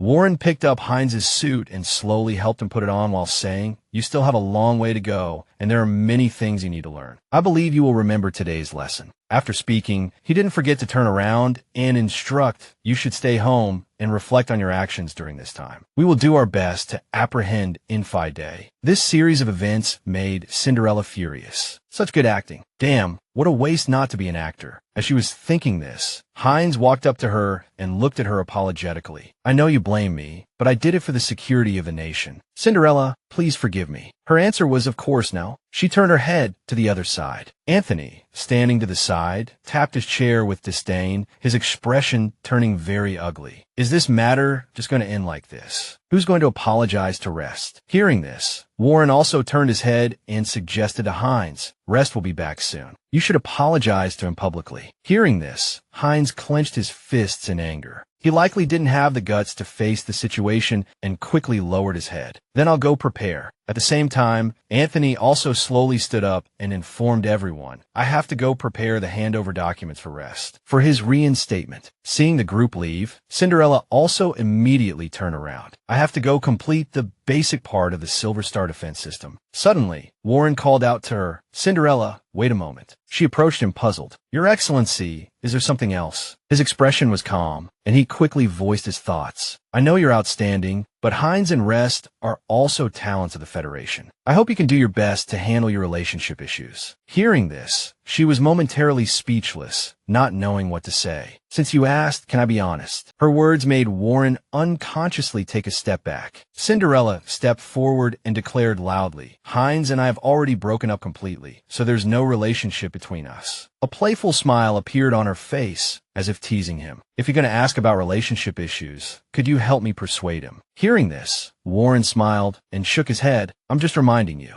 Realizing time was running out, he immediately turned and left. "Good work. Go back and rest early." Meanwhile, Cinderella approached from behind. "Can I ask you a favor?" The scene shifts to the next morning, just as Rest and his teammates return. He quickly appeared at the scene, and everyone respectfully bowed their heads. Seeing Rest return, the surrounding girls were incredibly excited. "The hero has returned. Rest, rest, rest." The bodyguards kept pushing the reporters away. "Make way, make way." Whispers also continuously arose from the surroundings. Isn't the parliament still questioning Heinz? The speaker is acting so arrogant now. He must be in a very bad mood. He's been slapped in the face. They kept looking at Rest. I can't believe Rest could actually withstand the pressure of public opinion and win a complete victory. It's so hateful. We were all misled by the Dark Parliament. At this moment, Heinz also walked up to him, smiling and greeting. "Welcome back." Rest looked uncomfortable when he saw him. He turned around, looking very disappointed, but still said, "I know it's too late to say these things now, but I still need to apologize to you." Heinz placed his hand on his chest as a sign of respect. "We were also deceived and made a wrong judgment." Hearing him say this, Rest coldly reminded him, "I accept your apology, but there's something I must remind you of." Hearing this, Heinz became very curious. Rest quickly approached and whispered to him, "This battle didn't achieve your goal. You can shift the blame to others, but be careful. Next time, you'll have nowhere to retreat." After speaking, Rest happily left, leaving Heinz fuming. On the other side, Gusto, mixed in with the crowd, angrily cursed. "I said you were crazy. What are you doing having me lead the welcoming party?" Cinderella glared at him with a smile. "Who told me? Let's not talk about whether Rest can come back alive for now. Even if he can, he's finished." The more she thought about it, the angrier she became. "I want you to apologize. Retract every word." Gusto couldn't take it anymore and turned his head, shouting, "Hasn't Speaker Heinz already apologized?" No matter how angry he was, Cinderella didn't care. His apology is his business. Your apology is yours. Seeing Rest accepting flowers from other girls, his face became very smug. "You're so good to him, and what about him?" He became more and more smug as he spoke. "Now he's so popular, about to become the youngest captain in history. And what about you?" At this moment, the girls kept surrounding Rest. Rest, please accept my flowers. Please give me your autograph. The bodyguards kept coming up to stop them. Everyone, please make way. Rest kept searching for something. On the other side, Cinderella continued to remind Gusto, Gusto, you're so good at reasoning. You shouldn't be a soldier, you should be a politician. Her tone carried a hint of contempt. Or is it that everyone in the First Legion only knows how to brag? Like you. Cinderella ignored Gusto and walked straight towards Rest. I deliberately called you here to slap you in the face. There's no need to waste words on other matters. Gusto loudly asserted behind her, you've offended so many people because of him. You'll regret it. But Cinderella didn't listen to these words. She walked straight towards Rest. It seemed a bright future related to Rest was waiting for her. She suddenly stopped hesitantly, not daring to go forward. Should he still be entangled with me? Thinking about her current self, Cinderella sighed helplessly. Suddenly, a hand pushed her forward and shouted, out of the way. Seeing the woman who appeared before them, everyone was very surprised. It's Miss Lilith of the Feng family. Why is she here too? She truly is a noble lady. Lilith slowly walked up to Rest and greeted him with a smile. Rest, welcome back. He coldly ignored her and walked straight towards Cinderella. Watching this situation, the surrounding people kept talking. What's going on? Rest actually rejected Miss Lilith. Then what is his relationship with that girl? Seeing this, Cinderella hurriedly ran away, trying to calm herself down. What am I thinking? Why am I being influenced by someone like Gusto? Suddenly, a voice came from behind her. Cinderella, I'm disappointed. Hearing this, she was startled. At some point, Rest had walked up behind her. I returned victorious, but the first person I saw wasn't you.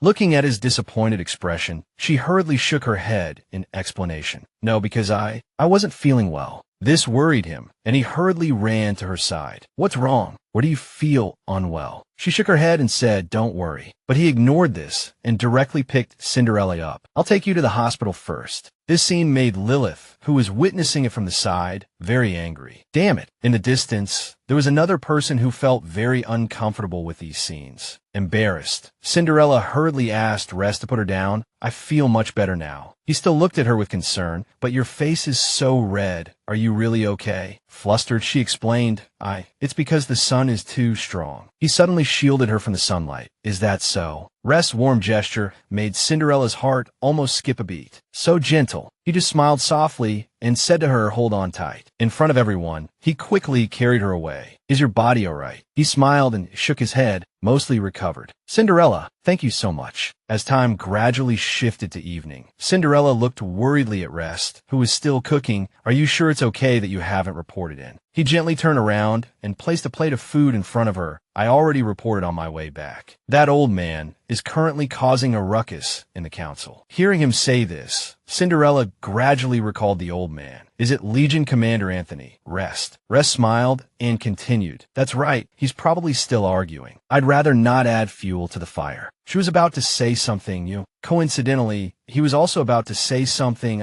He looked at her expectantly. What did you want to say? Cinderella quickly turned her face away. Do you know about Heinz? Besides framing you, he also brought up my relationship with you in front of the leadership. Hearing this made him furious, and he clenched his fists. I know everything. He tightened his fists uncomfortably. I almost forgot. Cinderella can't accept my feelings yet. Seeing his strange expression made Cinderella stunned. Rest, your voice is trembling. She hurriedly tried to soothe him. Don't worry, I'll clarify the matter with Heinz in front of everyone. Hearing this, Rest breathed a sigh of relief. I don't want to talk about people behind their backs, but Heinz's methods are too despicable. She could only nod in agreement. Fortunately, we were prepared this time. I won't give him another chance to use me. Cinderella was surprised to see Rest hesitate and remain silent. Then, his face flushed slightly, and he stammered, there's another important matter I want to tell you. I've sent the relevant information to you. She looked at the files sent to her watch. The Empire has installed a new type of device that effectively jams weapons. We need to come up with a countermeasure quickly. Hearing this, Cinderella understood and turned her head towards the room. I understand. We'll report this to the director later. Rest didn't forget to add, oh right, the bunny is doing well too. This made her very happy. Really? That's great. Realizing that time was running out, Rest turned to leave. I have something to do, I'll go first. Meanwhile, Cinderella was also secretly planning her next move. I'll take this opportunity to kick Heinz out. I can't wait any longer. Time quickly passed to the next morning at the Research Institute. As usual, Cinderella slowly walked to her usual spot. The surrounding people were engaged in heated discussions. I heard the problem lies with Heinz. I didn't expect it. It turns out he was the one crying thief. Those who followed Heinz's faction hurriedly defended him. What nonsense are you talking about? It's clearly Heinz's assistant's problem. That's right, don't falsely accuse an innocent person. Seeing Cinderella appear, Xiaofu was very happy. Great, you're finally back. She smiled and turned to ask her, is everyone here? Xiaofu nodded in confirmation. Everyone's here. In front of everyone, Cinderella announced loudly, everyone, I have something to announce today. Hearing her say this, everyone focused their attention and listened quietly. At the same time, Rest also came forward to check the situation. Cinderella thought to herself, I have to make up my mind. Heinz framing me has crossed my bottom line. After a brief moment of thought, she quickly announced, from now on, I will no longer have any personal or professional relationship with him. We are completely over. Chalice also stepped forward and quickly dispersed the still gathering crowd. All right, everyone, go back to work. Remembering something, he turned to look at her. Go to the director's office. It's urgent. Cinderella was about to turn and leave when Xiaofu suddenly grabbed her hand. Cinderella. She turned back in surprise to see what was happening. Seeing Rest standing there, she continued to him. Did you hear? Heinz and I are completely broken up. Rest's face flushed slightly, and he smiled knowingly, nodding. I heard. Cinderella didn't forget to lean in and whisper in his ear, you can rest assured now, right? He was still trying to compose himself. I know time is running out, but Cinderella still went to work. Chalice was surprised to see this, realizing that all the commotion was deliberately meant for someone's ears. Xiaofu was overjoyed, thinking, oh my god, this is so sweet. He quickly turned around and nudged Xiaofu, saying, hurry up and organize the data. There were too many errors this morning. The scene changed to the director's office. Cinderella said, regarding last night's report, I have a direction now and can start the research soon. His thoughtful expression puzzled her. The director pondered for a moment, then quickly stood up, saying, with your abilities, I'm not worried about your research. I want to ask you something else. Cinderella looked at the director curiously. What did he want to ask? He asked with a gentle smile. You and Heinz broke up. Have you considered Chalice? Hearing this familiar name, she froze. What are you talking about? While she was still stunned, the director continued to explain, that kid, Rest, needs a strong push. You need to create a sense of crisis for him. After coming out, Cinderella slowly closed the door, pondering the director's words. At this moment, Chalice also walked towards her, asking, my dad didn't give you a hard time, did he? She quickly looked around and beckoned him over. When he got closer, Cinderella whispered in Chalice's ear, let me tell you a secret. Does the director often secretly research relationship issues? He seemed to understand something. He told you that. She smiled and shook her head. It's nothing, it's nothing. Suddenly, a voice rang out. What are you two doing? Chalice and Cinderella turned around. Rest was standing there. Cinderella was about to explain. At this moment, the director appeared. Rest. He smiled and walked forward, asking, aren't you supposed to be attending the inauguration ceremony? Why haven't you left yet? Rest seriously shook his head and explained, before I officially take office, I am still Cinderella's chief bodyguard. Protecting her is my priority. Hearing this, the director chuckled with interest. Is that so? I just have something I want to ask your opinion on. The director quickly pulled Cinderella and Chalice together. It's been a while since we've had a happy event in our institute. Cinderella is single, and I was thinking if I could set you two up. Hearing this, Chalice blushed and called out, Dad. But the director was enthusiastic about what he had just said. Both of you are scientific researchers. You have a lot in common, and you work together. This is a golden opportunity. Hearing this joke, Cinderella could only play along. Yeah, it sounds, but she tried to stay calm. Hold on, I must hold on. The director is trying to help. I can't mess this up now. Rest couldn't hold back any longer. He quickly grabbed Cinderella's hand and pulled her towards him. With a thoughtful expression, he said, come out with me. Cinderella looked back, and the director was still encouraging them. Go for it. At this moment, Chalice quickly asked, unhappily, Dad, are you really my biological father? Using me as a shield, do you know how well Rest can fight? He continued to remind him seriously, single dog, that's all you're worth. This made Xiaofu, who was witnessing this, chuckle with amusement. Chalice walked up to her and quickly pulled her aside. If you're watching the show, You better hide well. Go and adjust the data tonight. You'll be working overtime. Realizing she had more work to do, she was angry. Why am I always the one getting schemed against? The scene changed to outside. Cinderella hurriedly followed Rest out. Seeing him still standing there, she was puzzled. What's wrong? Thinking about what had just happened, he was very angry. His face showed obvious displeasure.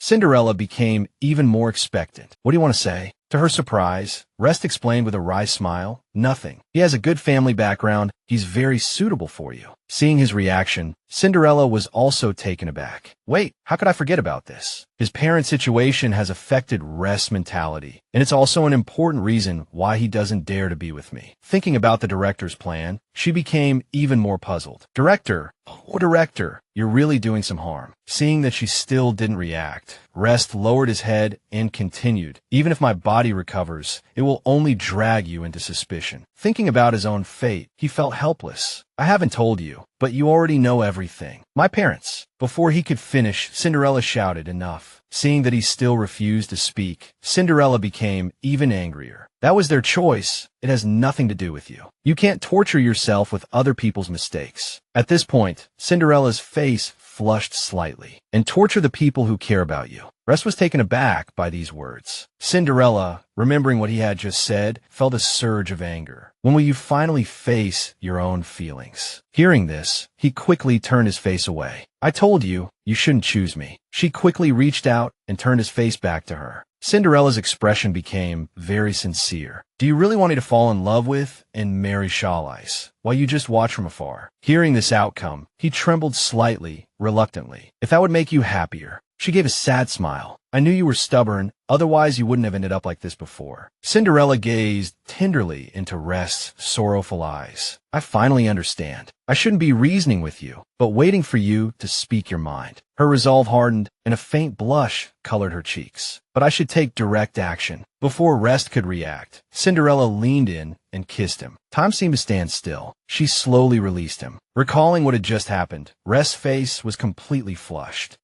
How could you? She interrupted him. It's too late to say anything now. Cinderella continued to soothe his worries. I don't care about your parents. Those things are meaningless to me. She continued to look at the boy before her. Only you, the person you are, the things you do, have meaning to me. Hearing this, Rest gently placed his hand on her face. You'll regret this. Cinderella brushed off his words, teasing him with a smile. If I regret it, that's my business. Why are you making decisions for me? She spoke quickly. I made myself clear. You can think about it slowly. Seeing that time was running out, she turned to leave. You should go to the commissioning ceremony. I have to go work on designing new weapons. Remembering the kiss, Rest's face flushed crimson. Cinderella, the scene changed to a planet beyond the border, where Ying-Fei was still running and hiding. The more he thought about it, the angrier he became. How long is this life of hiding going to last? He quickly made a call and angrily said, Your Excellency, Speaker, I fled here on your instructions, but this place is too dangerous. Hines, in his room, appeared very relaxed. There's nothing I can do. You made a mistake. Ying-Fei grew angrier as he listened. We both know the truth. I'm taking the fall for you. Hines dismissed his words. Think about our status. Even if you expose me, people will just dismiss it as slander. Why bother making things difficult for yourself? Hearing this, Ying-Fei shouted angrily, Don't push me. Meanwhile, a bodyguard was quietly approaching him. As if anticipating something, Hines added with a smile, Do as I say, and in the future, you'll have a chance to see the light of day again. Otherwise, you'll rot on this border planet for the rest of your life. Ying-Fei's anger grew. You're scheming so much. What do you want me to do? Hines quickly stood up and looked out the window. I can't directly contact the Empire recently. I need you to relay a message for me. This frightened Ying-Fei greatly. He hurriedly shouted, Didn't you say you were only using their power, not directly participating? Hines seemed unconcerned by these words. The leader is already senile at 40. I have to make preparations early. After all, the future of the Federation rests on me. After hanging up the phone, Ying-Fei became very uneasy. He's a madman. Should I run? He continued to look at his watch. I can ask for help, but who should I go to? At a meeting, Anthony awarded Rest a medal. From now on, you will be the acting commander representing the 10th Legion. He stood before the crowd and pinned the badge to Rest's chest. In the future, You must remember your responsibility to protect the Federation. Hearing this, Rest bowed his head in understanding. Yes, I will not fail your expectations. Elsewhere, the scientists watched this scene and chattered amongst themselves. I don't know how Rest got so lucky. He was contaminated, yet miraculously recovered. And not only did he recover, but he also made a contribution and became the acting commander directly. They treated it as a very amusing matter. This young commander, there's no precedent for this. What's there to be envious about? The higher you climb, the harder you fall. Coincidentally, Cinderella was passing by this group of people at this time. It's just the small 10th Legion. The Federation has a full 10 of these legions. Seeing Cinderella's gaze, the group was startled. She had already guessed who they were talking about, right? Seeing the awkwardness of the situation, they hurriedly made excuses. I just remembered I have other things to do. My data should be about ready. Watching them leave, Cinderella smiled smugly. Trash. The thought of Rest's success filled her with immense pride. This was the life Rest deserved, bright and glorious, unlike in the original story where he died in an unknown corner. She hoped everything she was doing was right. Noticing something amiss, Cinderella froze in surprise. She turned around in confusion, wondering how he had appeared so quickly. Inside the venue, Warren stepped forward to offer his congratulations. He thought, I can finally put some of my worries to rest. Anthony glared angrily at Hines. Why did you bring him here on such an important day? Is his confinement over? He was furious, but tried to maintain his composure. I know I was wrong, Hines said. I won't do it again. Meanwhile, Warren approached Rest with a smile. Rest and Hines are both the hope of the Federation. There will be plenty of opportunities for collaboration in the future. Let's clear up this misunderstanding and shake hands. All right. Having no other choice, the two shook hands. But then, Hines whispered in Rest's ear, I hope you can stay in this position for a long time. Before he could finish, Rest pushed him away coldly. Don't get so close to me. Hines laughed smugly. You don't have time to go to the Research Institute, so you better be careful. Maybe. Hines continued his taunts. Cinderella will seduce someone else while you're away. Rest's face darkened. Did you come here today just to tell me this? He turned to Warren's secretary. Is the live broadcast over? The secretary nodded in confirmation. Unable to endure any longer, Rest swiftly slapped Hines. I've been putting up with you for far too long. Time seemed to freeze as Hines stumbled backward in pain. Recovering from the shock, he raged, Rest, are you crazy? This is the Parliament building. How dare you lay a hand on me? Rest ignored his words. You deserve that. Hines, unable to control himself, lunged at Rest. Even so, he was no match for Rest's strength. Remembering Hines's earlier words, Rest's anger flared. I dare you to say another word. Watching the chaotic scene unfold, everyone grew worried. Guards, stop them. Anthony, however, clapped his hands in approval. Well done. I've had enough of him. Warren shot him an exasperated look. Teacher, why are you adding fuel to the fire? The guards arrived and separated them. Warren sternly warned Rest, if you're not afraid of being punished, then continue. The guards helped Hines to his feet. Humiliated, Hines glared at Rest. He shoved the guard aside. She's my girlfriend. Why do you have to be so arrogant? Rest questioned him coldly. Are you sure? Should I tell everyone what you've done? Hines's face turned pale with rage. You, Warren, unable to stand it any longer, yelled, aren't you too embarrassed? Do you want me to make all of you? Before he could finish his reprimand, Anthony shook his head wearily. I'm not feeling well, Warren. I can't handle this excitement. Warren sighed, exasperated. Teacher, you don't have to do this. Left with no other choice, he turned to address everyone present. Everyone here must sign a confidentiality agreement. Not a word of today's events is to be leaked. He then looked at Hines and Rest. Both of you go back and write me a 10,000-word self-criticism. I will personally review them. Rest immediately bowed his head. Yes, sir. I have something to attend to, so I'll take my leave. As Rest left, Warren continued to admonish Hines. Focus on your official duties. Don't disappoint me again. With that, he and his secretary left. Seething with humiliation, Hines's anger intensified. Rest, you made me lose so much face. I will make you pay for this. Just then, his subordinate approached. Sir, there's news from the Research Institute. He turned, irritated. What is it? His subordinate's voice trembled slightly. Cinderella announced to everyone that she has officially broken up with you. Unable to contain himself, Hines frantically dialed Linda's number. When she answered, he demanded, his face grim, Linda, why didn't you tell me about Cinderella sooner? She glanced at Cinderella, who was engaged in a close conversation with the director, before replying, because your relationship issues aren't important right now. Hines bristled. What do you mean by that? Linda reported. To counter the Empire's new equipment, Cinderella has developed a new type of weapon and is preparing for testing. Hines roared in disbelief. What did you say? How is that possible so quickly? She chuckled softly and added,